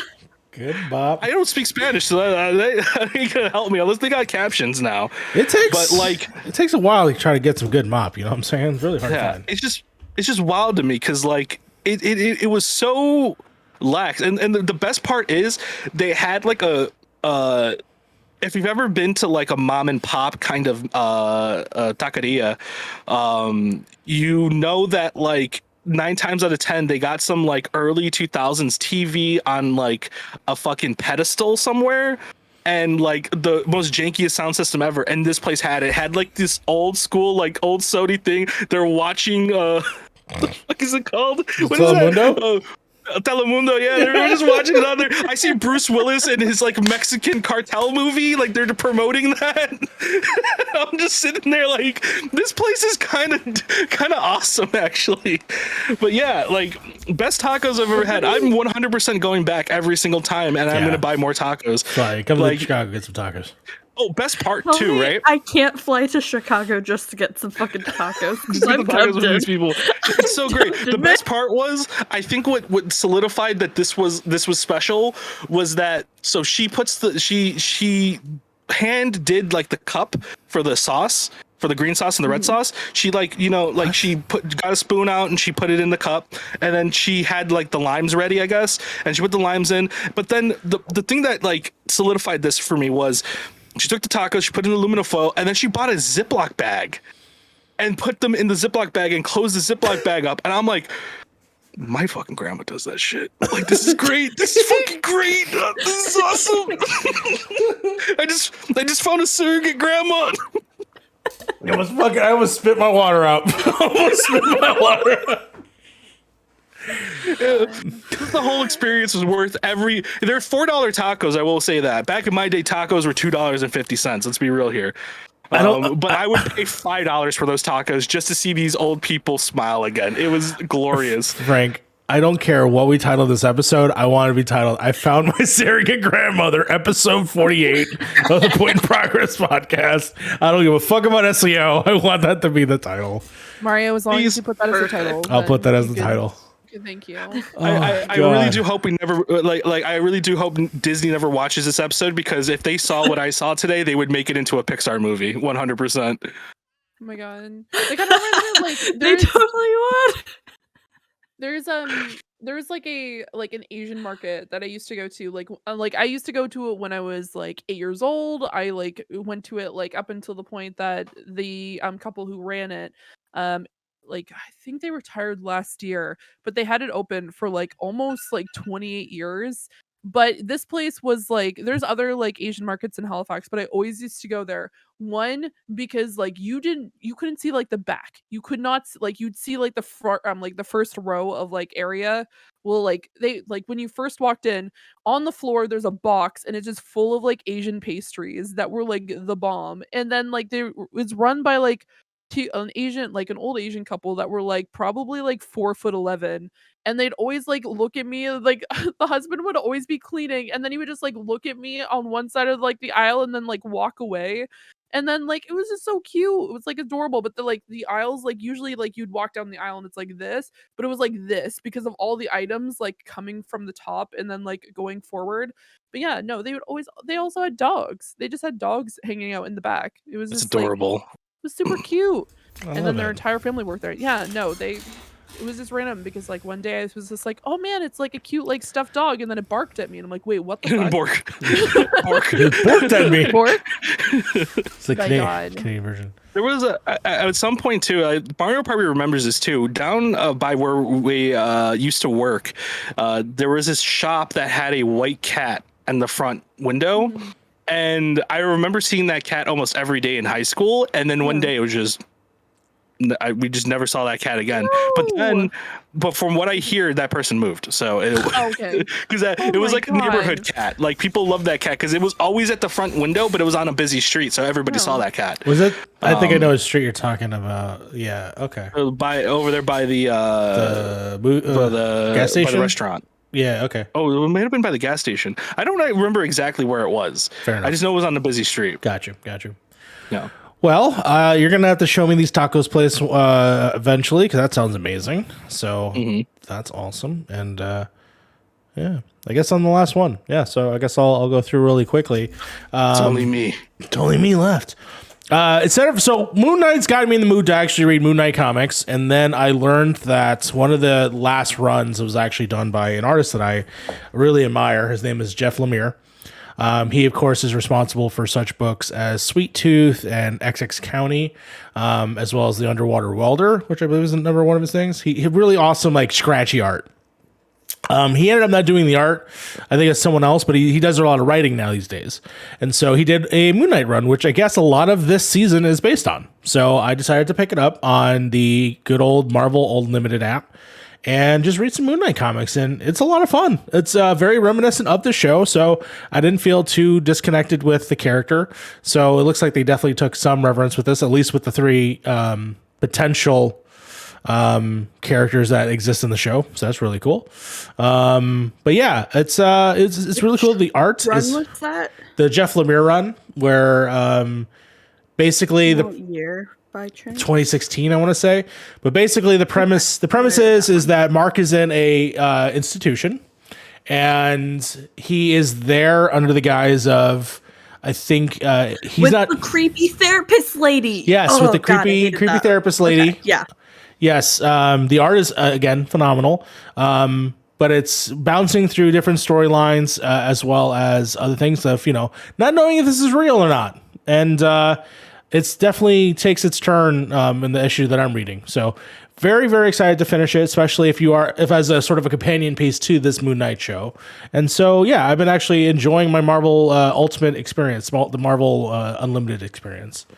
So. I will say that run is why I'm so mad that we don't have Anubis in the show yet. Because I want cats in the MCU. Give me all the cats. Like, it doesn't even have to be Anubis. It could be Bast. I don't care. Just give me more cats. We have Bast. We have Bast at home. It's the Black Panther, I think, if I'm not mistaken. Isn't Bast Black Panther? Not their god? The Egyptian god? Not the Egyptian god, but isn't the name of it? Oh, they're the same name, but they're probably different gods. Or are they the same? Who knows? Doesn't matter. We'll figure that out later. But yes, so I'm reading that. I'm going to try and read maybe a little bit more of the other runs. I know that Bendis did a run not that long ago, so I'll probably give that a shot as well. Now that I'm sort of in the Moon Knight mindset, and because ultimately I don't think I want to read anything current. I just kind of want to catch up with older stories. So that's just in my mindset. I also made a very early, just I don't know why I did it, just bought it. It was like available. I bought the new Switch. So I have the new OLED Switch, which I'm very happy with. It is a fucking gorgeous beast. As someone who had a OLED Vita not that long ago, this definitely is very comparable to that. The colors are amazing on it. I did Mario Kart. Been playing through that again, especially some of the new levels. And yeah, this is a very gorgeous system. But the reason why I've been playing my Switch, because I'm fucking done with Elden Ring for now. I got to play a little bit of the Switch sports game, and played a little bit of it, and I'm so happy it's back. I'm so happy that I get to have this thing again. It feels a little different than what I remember playing. It could just be that it's been a decade since I've touched Wii Sports, but I bowled a pretty awesome game. I think I bowled 160. I'm really hoping it wasn't against bots, because bots fucking would hurt my soul, because I felt like I was doing awesome. I got the first in the game. So far, so good. It's the same game as you remember. It's all those same game modes. It's 6 game modes. If you are a fan of that with your friends and family, this is going to be the game that you go to when you don't want to play Mario Kart with your fucking hair out when you play Mario Party as well. So definitely excited for that. I do like that there's progression with your character. For playing through online games, you unlock pieces that you're rewarded that can customize your character. I really hope that in further expansions of the game, either they're going to add obviously more game modes, but then they'll add more customizing things that are like game related. So like it'd be really cool to see like, what if I did get like sort of like the Smash pieces that you would get in like when you customize those characters. So like a Mario hat or Mario jacket, or, you know, Zelda themed this, or maybe even other games. I'd be actually very happy about that. So very much excited to play more of that after the show is over, so I can go ahead and do some tennis. But other than that, that's the game I've been playing, and I know Fees want to play it. Is there a game you're most excited for? Because you downloaded it, right? I sure did. I'm looking forward to badminton and bowling are the two that I'm like really excited about. Yeah. And I'm I mean, tennis is always fun. Interested to hop into like the sword fighting mode. Yeah. Wait, there's a sword fighting mode? Yeah, there's a sword fighting mode. Dude, we're about to reenact Revengeance. It's like not called swords like Zimbabwe or something like that. It's like you can only do certain motions, but yeah, it's a sword thing. I forgot what it's called. Harv was just like, what the fuck you just say? Did I say I think you just found Harv's like sleeper agent word, because you just activated as soon as you said that. Let me look online. Isn't it like Cole's Calbera or something like that? Isn't that what it's called? Is that not far off from what I said? I have no idea. Hold on. Nintendo Switch game or Switch off. Yeah, sports. Fucking, I'm trying to find it, but anyway, you let me know. But yeah, I'm excited to play this game and have a good time with it. Shambara. So it's a Zimbabwe. I was not that close. I put like Star Wars and Chewbacca, threw that shit together. Zimbabwe. I cried it. I hope I didn't say a random slur. I feel bad if I said that. Bro, I swear to God, if you just got us like banned from like a random word that just came amalgamated in your head. We're banned in Norway now because I said that. But anyways, speaking of shows that should be banned, Better Call Saul is too good. It should be banned because it's too goddamn good. And we're in the final season. We're in the final half of the show where how it potentially connects to Breaking Bad. I will, of course, not be spoiling anything about it up to this date. But ultimately, who would have known? Who would have known that this prequel is eventually going to lead into Breaking Bad? Oh man! Oh my lord. But there's also elements of it that take place after Breaking Bad that I don't want to spoil.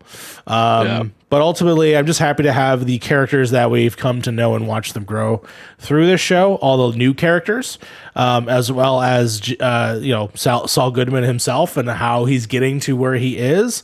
There are certain characters that are not in Breaking Bad, and I'm very curious what happens to them, because the usual answer is they're fucking killed or they're somehow whisked away in some capacity. And I'm curious of how they're going to handle that, as well as putting another end cap to the end of the Breaking Bad story for Saul Goodman and his role there, which I don't want to say. But ultimately, yeah, this show's, again, I sometimes question if I think it's better than Breaking Bad personally. Just the way that the characters interact and do just the most shystiest things, and manage to like pull off some incredible feats, in my opinion. So yeah, Frank, have you watched a lot of it? I'm caught up to the last season, so I'm letting the last season marinate. You know what I mean? I'm just letting it kind of do its thing for a little bit. Watch it when I'm maybe like 4 or 5 episodes in, so I have a nice little binge. But you got 3 already, baby. So you got next week probably is when you start. Yeah, it's Vince Gilligan kind of. If you ever watched Breaking Bad, you know that Breaking Bad progressively. It's a good show at the beginning, but it does progressively get better. Right, like the writing gets better, everything, all the payoffs get a little bit better, everything, and you can tell Vince Gilligan is the type of guy who through experience gets better and likes to try new things and get better at that, right? And throughout like this and what was it, Gran Torino? Oh, not Gran Torino. What the hell is it called? The Jesse Pinkman spinoff movie. Fuck. El Camino. El Camino. There you go. Yeah, El Camino. You can tell that there's been a definitely big drastic leap in how like Breaking Bad season 1 starts, even Better Call Saul season starts, and then even that starts, right? And then now we're finally at the closest, like most recent thing he's done. And you can tell like this man is hitting some good levels here, because Better Call Saul in a bunch of times does feel better than Breaking Bad. And I argue it's basically just because of just Vince Gilligan's experience of making the show, like this type of show now. I like the format he does. You know what I mean? He doesn't. The dialogue always makes sense. There's always a Chekhov's gun, but I love the process these characters go through to get to where they get to. Yes. Right? Like the heist planning, the stuff like if you ever watch Breaking Bad, like the magnet thing for the police station stuff. Yes. Like that's some really cool shit to watch. You know what I mean? And maybe it's just because I like even the train heist. Train heist was awesome. Even the too. Train heist. You know what I mean? That high tension kind of payoff for like 3 or 4 episodes of build up and stuff like that. Like Vince Gilligan has mastered that. And throughout Better Call Saul, there's this constant tension in both the kind of like past and the future, and he constantly plays on it, and it's so fucking good.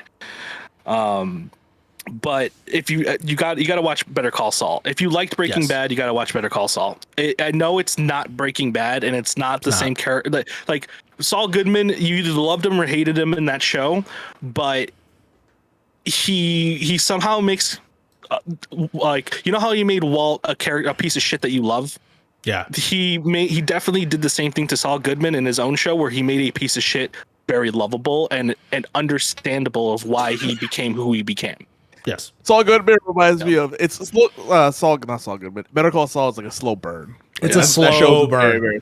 It's even slower than Breaking Bad, but the payoff the payoff is so good, so sweet.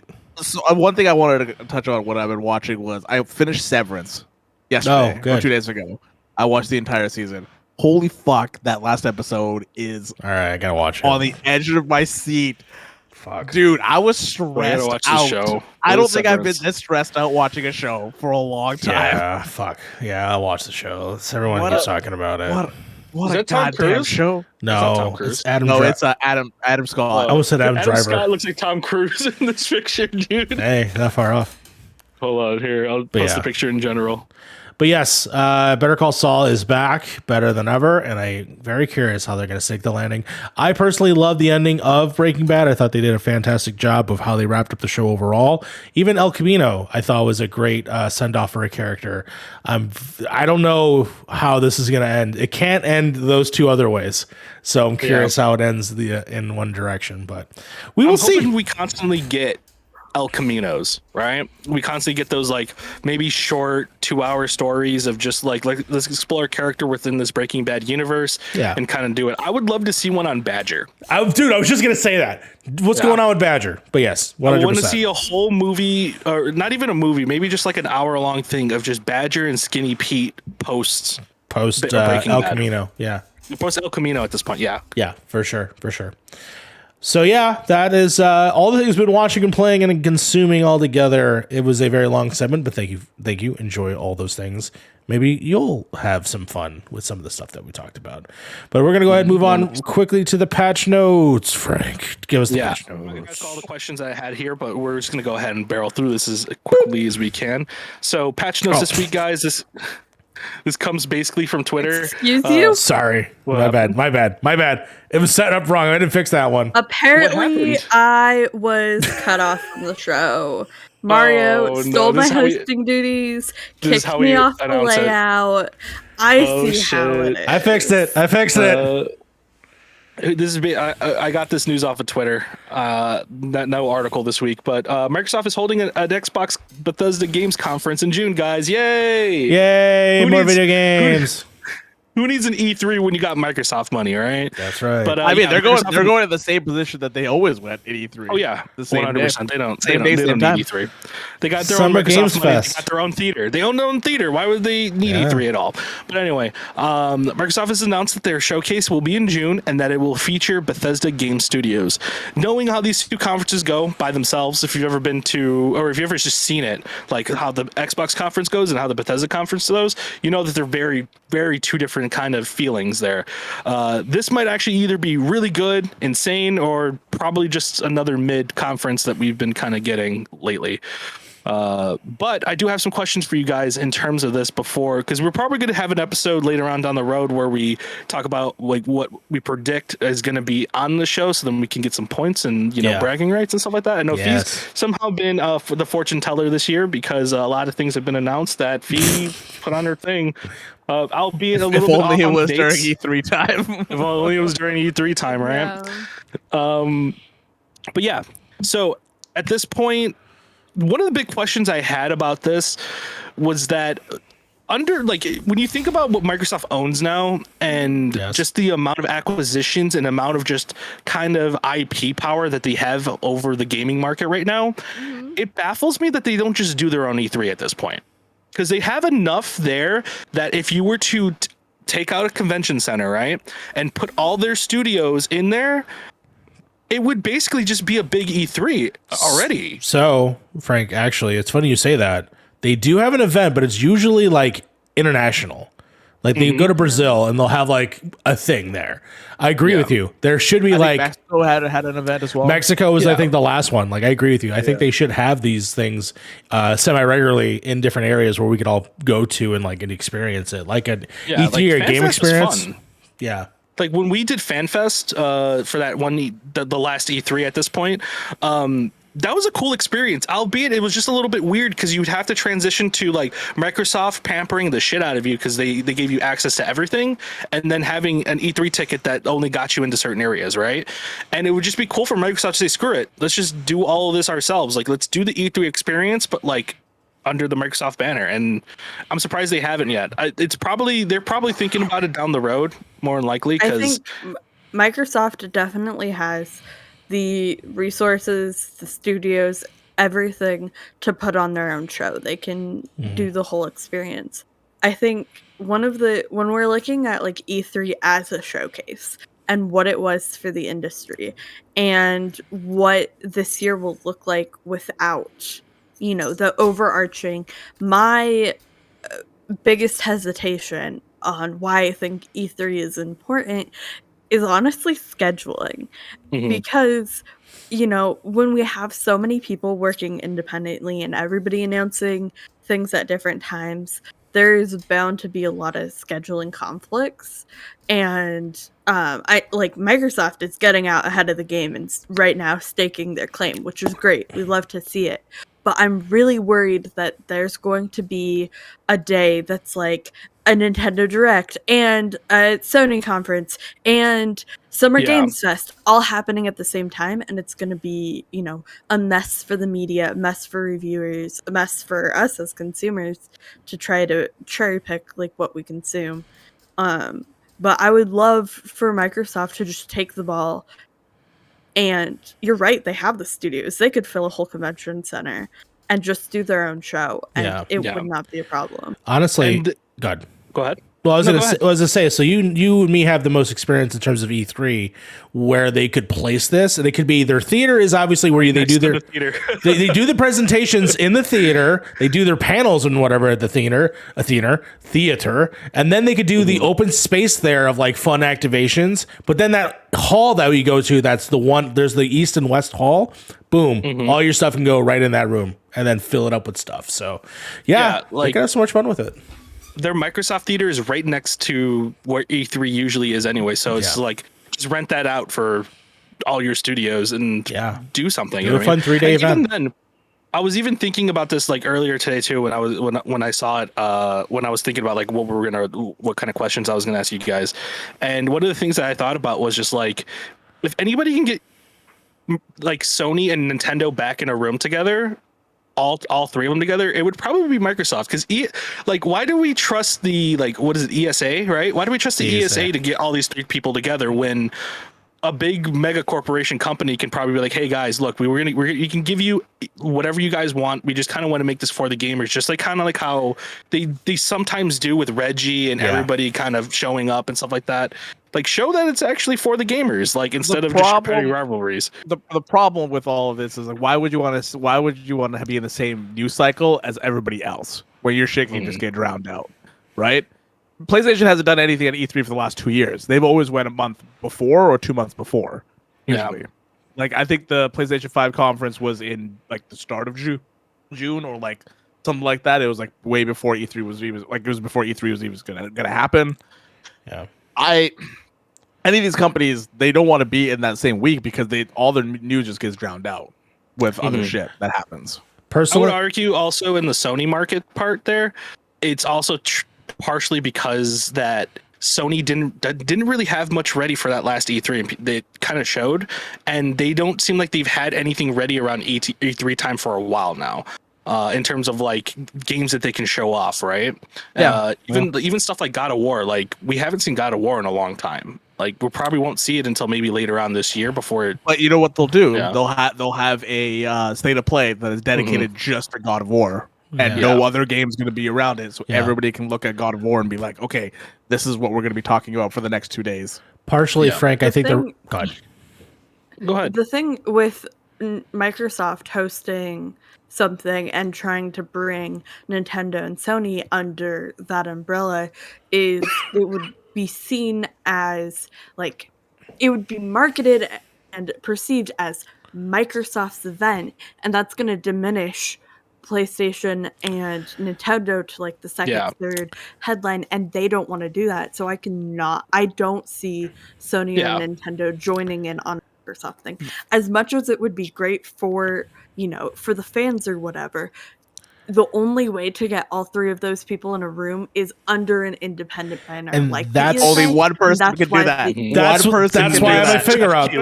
Summer Games Fest. Summer Games Fest could be it. And that's what I was literally going to say was the reason why Microsoft is not reaching out to these other groups, but also they don't want themselves to have to organize all this shit too. So they need a mediator in between all of them that comes in. I mean, obviously ESA was basically charging up the ass for different spaces and different activation areas. So that's definitely something that obviously they've had their foot in the door for so long. And it's sort of like was just commonplace. Still finally people are like, we don't need you. And a lot of places don't need them, right? Like EA Play.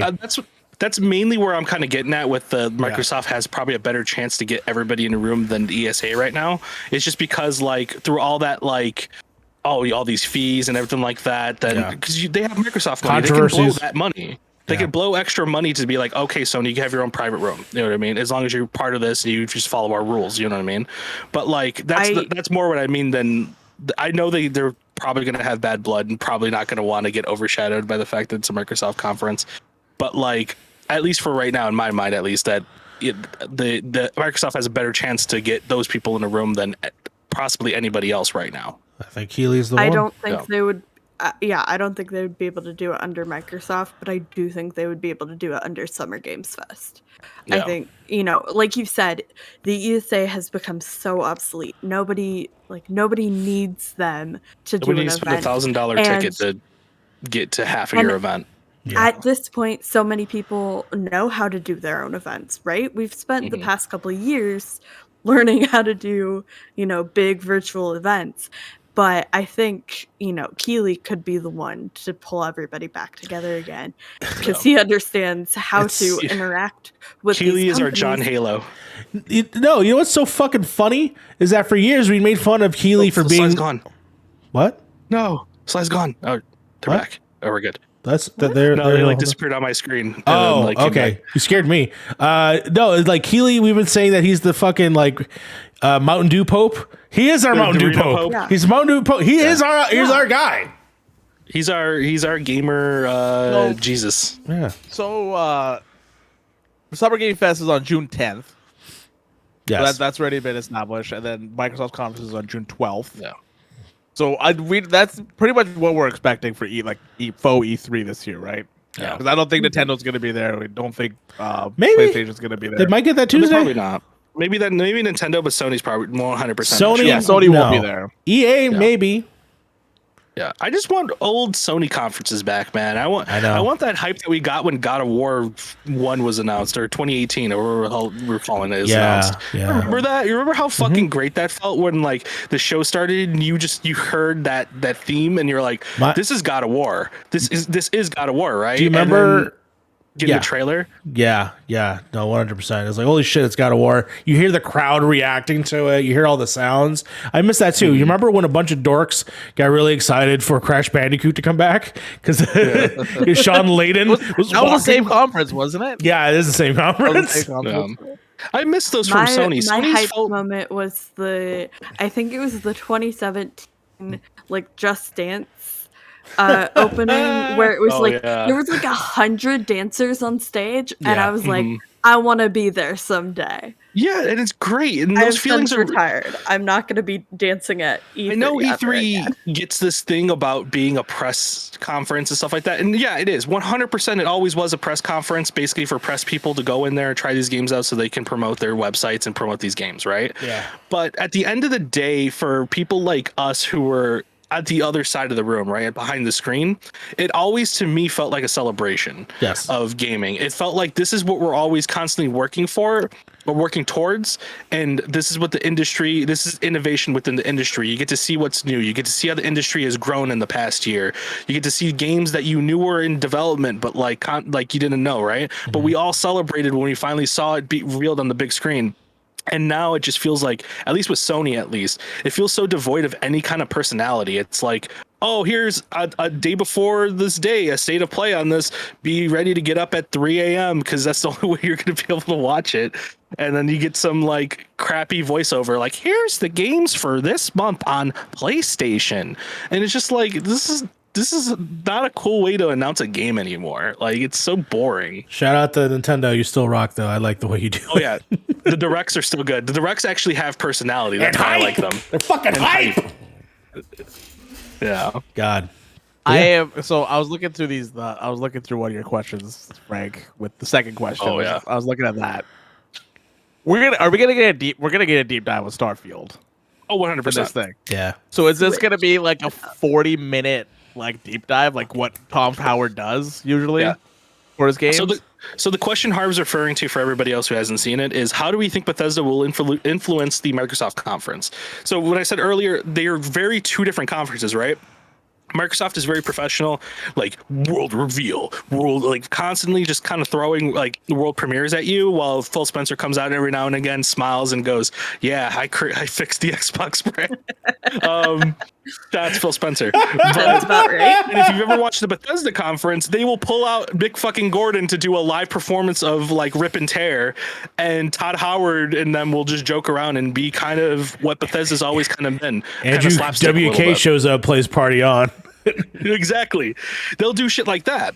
So they're very two different conferences that usually happen. So I wonder how they're going to juggle both of these personalities into one conference. Did they go together last year? Just be a Microsoft one. Did they go there last year? I don't remember. I don't remember. I don't remember. It was kind of unrememberable, to be honest with you. If I remember correctly, and I could be wrong on this, and if anybody wants to correct me on this, go ahead. I think they had a Microsoft conference, and then they separated the Bethesda stuff for later. They were there. I remember because they split them up throughout the event. It was like a piece by piece. It ended with Red Dawn Vampire game, whatever that's called. And I remember they had the Indiana Jones or something in there. They had like. They sprinkled it out throughout, which was nice. They had Starfield, I think, at the beginning because we were like, oh, it's going to start with Halo. And it started with Starfield. But yeah, so that's how they did it. So I wonder if they're just going to continue that formula if they're not doing it in person. I do feel like we're going to have an actual presentation, though. So we'll see. This thing's got to be like 2 hours long then, right? I'm thinking 3, man. My mind, I'm like, there's no way this is not going to be mid if it's not 3. Go hard. We got to see. We're going to see Halo. We're gonna see Starfield. We're gonna see Hellblade. We're gonna see Fable. I feel like we gotta see Fable. We gotta see Fable. We need to personally, I think, for Microsoft to really succeed in this one, they really need to show the culmination of all those acquisitions already, because it's been slowly drip fed throughout the years. And then with the whole thing with Perfect Dark and everything like that, if they show up at an E3 and don't really have much to show, it's not going to look good for all those acquisitions. I don't think we're going to see Perfect Dark, mainly because of how I don't know about that. It's done. I'm going to put a prediction out here, though, and you could shut me down on it. We will see more. Well, no, never mind, because we're going to see it randomly at some point recent, right? The Modern Warfare shit. Well, that'll be at the PlayStation conference. Do you think Warzone 2? No, that can't be at the PlayStation conference. You remember earlier this month, I was just like, I found a random leaker on the internet who said Modern Warfare is going to get announced on the 30th, and it started to track like we might see an announcement tomorrow. There you go. We got the logo. So we're pretty sure we're going to see an announcement, maybe at the Xbox conference, probably, because what they like to do is they'll throw a like kind of story or a like kind of like multiplayer teaser, and then at those conferences they'll do a full like deep dive, like a longer trailer that's less like a teaser for that. Okay. Yeah, I'm excited. Yeah, that's basically it for the Microsoft conference. Does anybody else that has any questions on that or wants to talk about anything on there?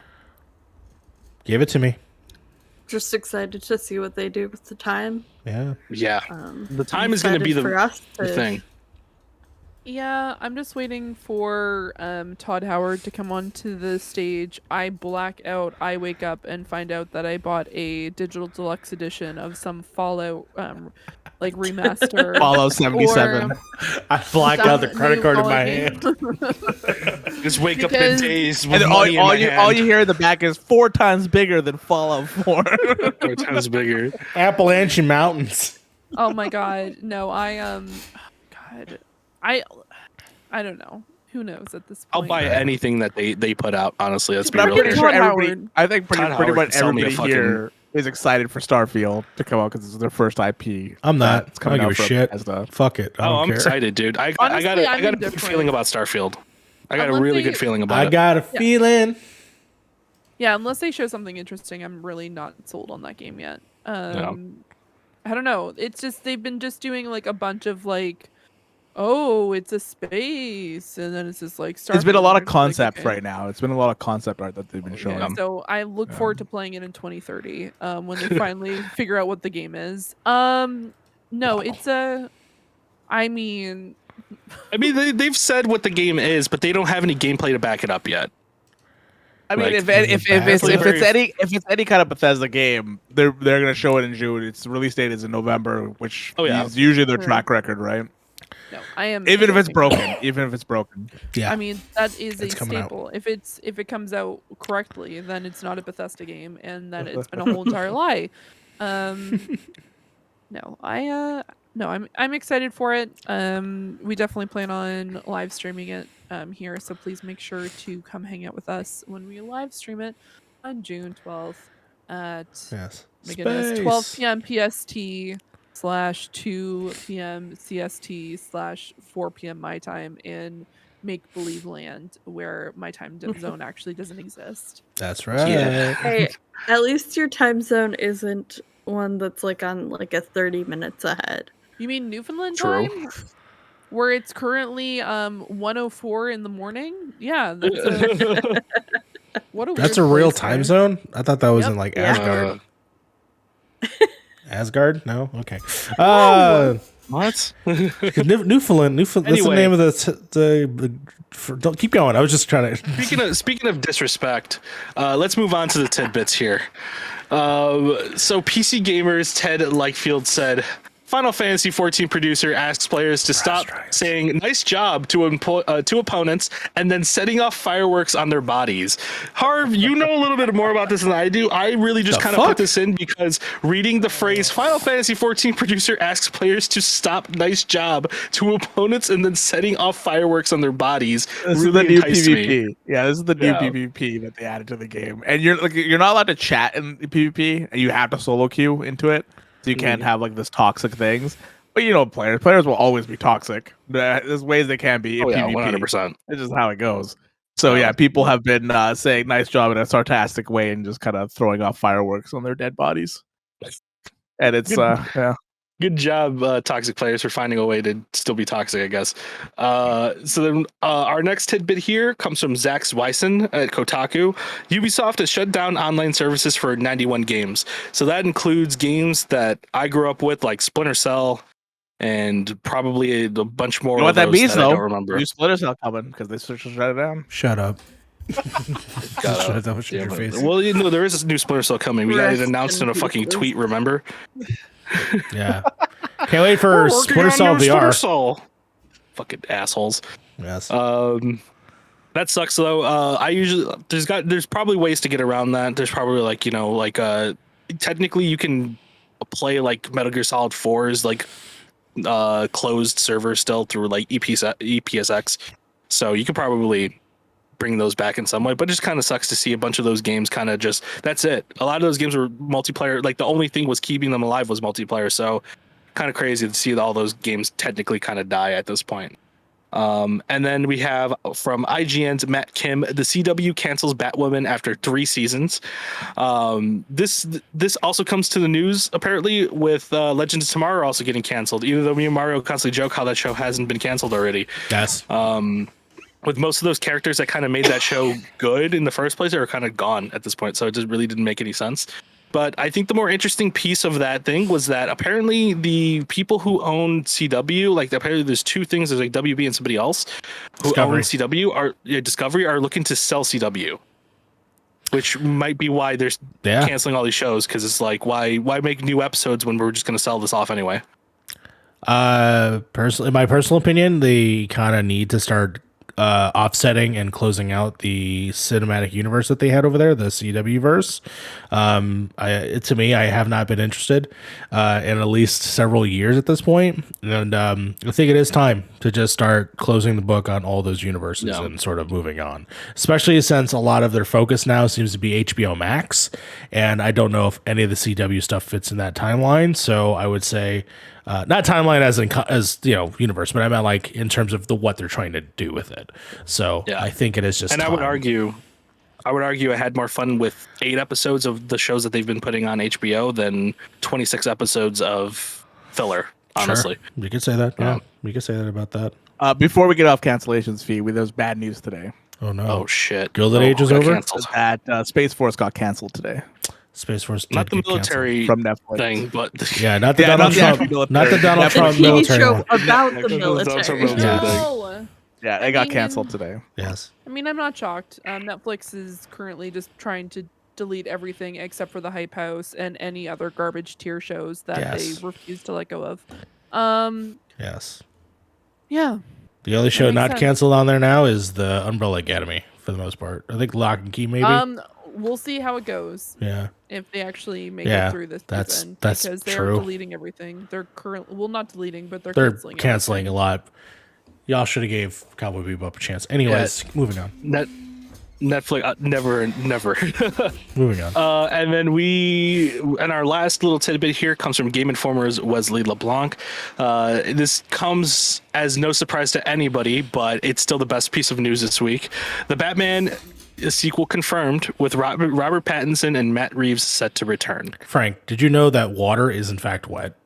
Water is in fact wet. Yes. We all knew it was going to happen, but this is fun. This is the actual yep, it's happening. We can all sleep easy knowing Batman is getting a sequel. Yes. That glorious movie. We have 2 people in this call, or 3 people in this call that have not seen it yet, and we need to indoctrinate them into the cult of Batman because Batman.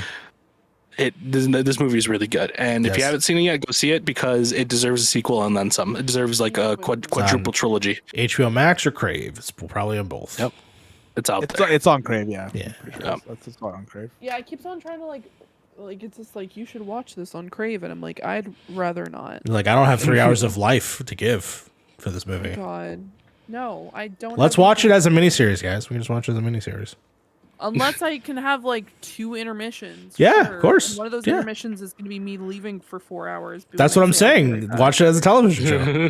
Guys, I'm gonna go get a drink. Doesn't come back. Mario, I need you to make the fee cut Yeah, the For fee me. cut. Yeah. with where we make it a 23 episode show. Like Supernatural. It's this fucking anime. Can I make an anime opening for it? Oh, dude, if you could make it a Batman anime opening, I'm down. 100%. And then just like all this like awesome like kick-ass guitar music. Yeah, absolutely. Yeah. That was me trying to do That's the Death Note theme song, and it was bad. It was bad. Yeah, that was really bad. I'm not gonna lie. I was usually try to be like, you did really well, but no, I cannot justify. No, what I'd you fucking did terrify there. that. And that's it. That's the news this week. There hasn't been very much, but I think there was one other piece of news that I just don't remember. Something else got canceled. I just don't. Fucking everything is getting canceled. Thank you again so much, Frank, for all the tidbits and all the news. This was all a fun discussion. Definitely probably one of our faster segments, but thank you for that. Otherwise, this is the end of the show. I want to thank everyone here. This has been a fun time as always. Definitely, there's a lot that you can consume from what we've been talking about. If you want to watch more things, those are all the things. So definitely check them all out, as well as keep us in touch. But basically, I just want to say thank you to everyone live streaming here with us in the chat. Thank you so much, Crafty Game Related, for holding it down, being the best mod possible, throwing out all our links and interacting with everybody. Again, thank you all. Yeah, in the middle of one of the segments, I was DMing her all the links and stuff like that. So I was kind of like, Yeah, no, I saw everything on the side, so that was really cool. Of course, I would like to thank. Who else do I want to thank? Joe Medfirst for just almost being a guest on the show a second ago, but opting out. But you almost hosted. he almost hosted. I want to thank Shout out to Sly, Jesus Christ. my co-host on MC What? University I and just also wanna- this podcast. I just want to say, one of the weeks, all 5 of us should not be here. We just have 5 random people Absolutely. just taking over the Make podcast. their own pip. Make their own pip. People that have never seen the show try to do our show. Progress in point. Progress and point. It's just reverse episode. No. Oh my god! You know what would happen? I would be like, "Hey, Lucas, do you want to just sit in my chair and host the podcast?" There you go. And then it would end up just talking about board games for a That good is solid fucking- few hours. yeah.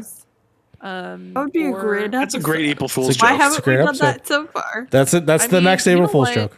One of these podcasts, I'm not going to be the one sitting in this desk, and it's going to be Lucas. Lucas, our number one podcast fan. So yeah, please do Lucas that. is our favorite person. Yeah, Mhm. yeah.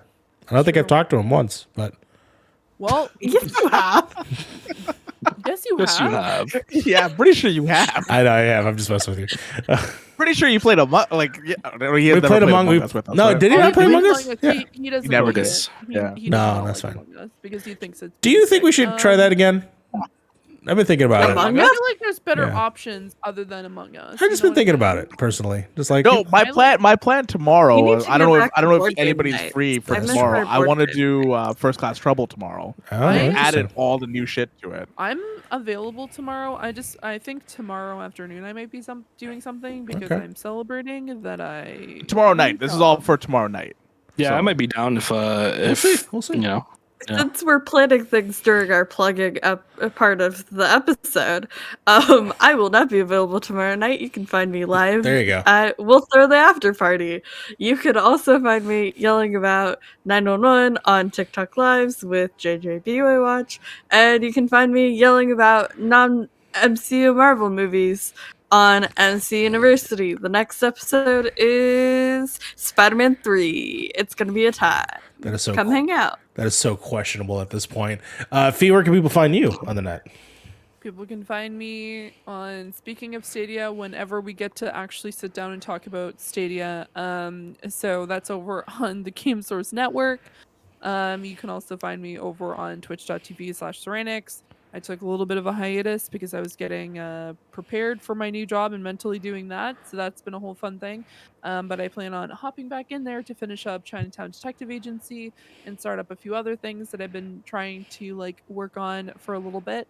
And you can find me over on Twitter at twitter.com/Ceranics, where I post random things and you see me like a bunch of things about the Depp versus Heard case. So there you go.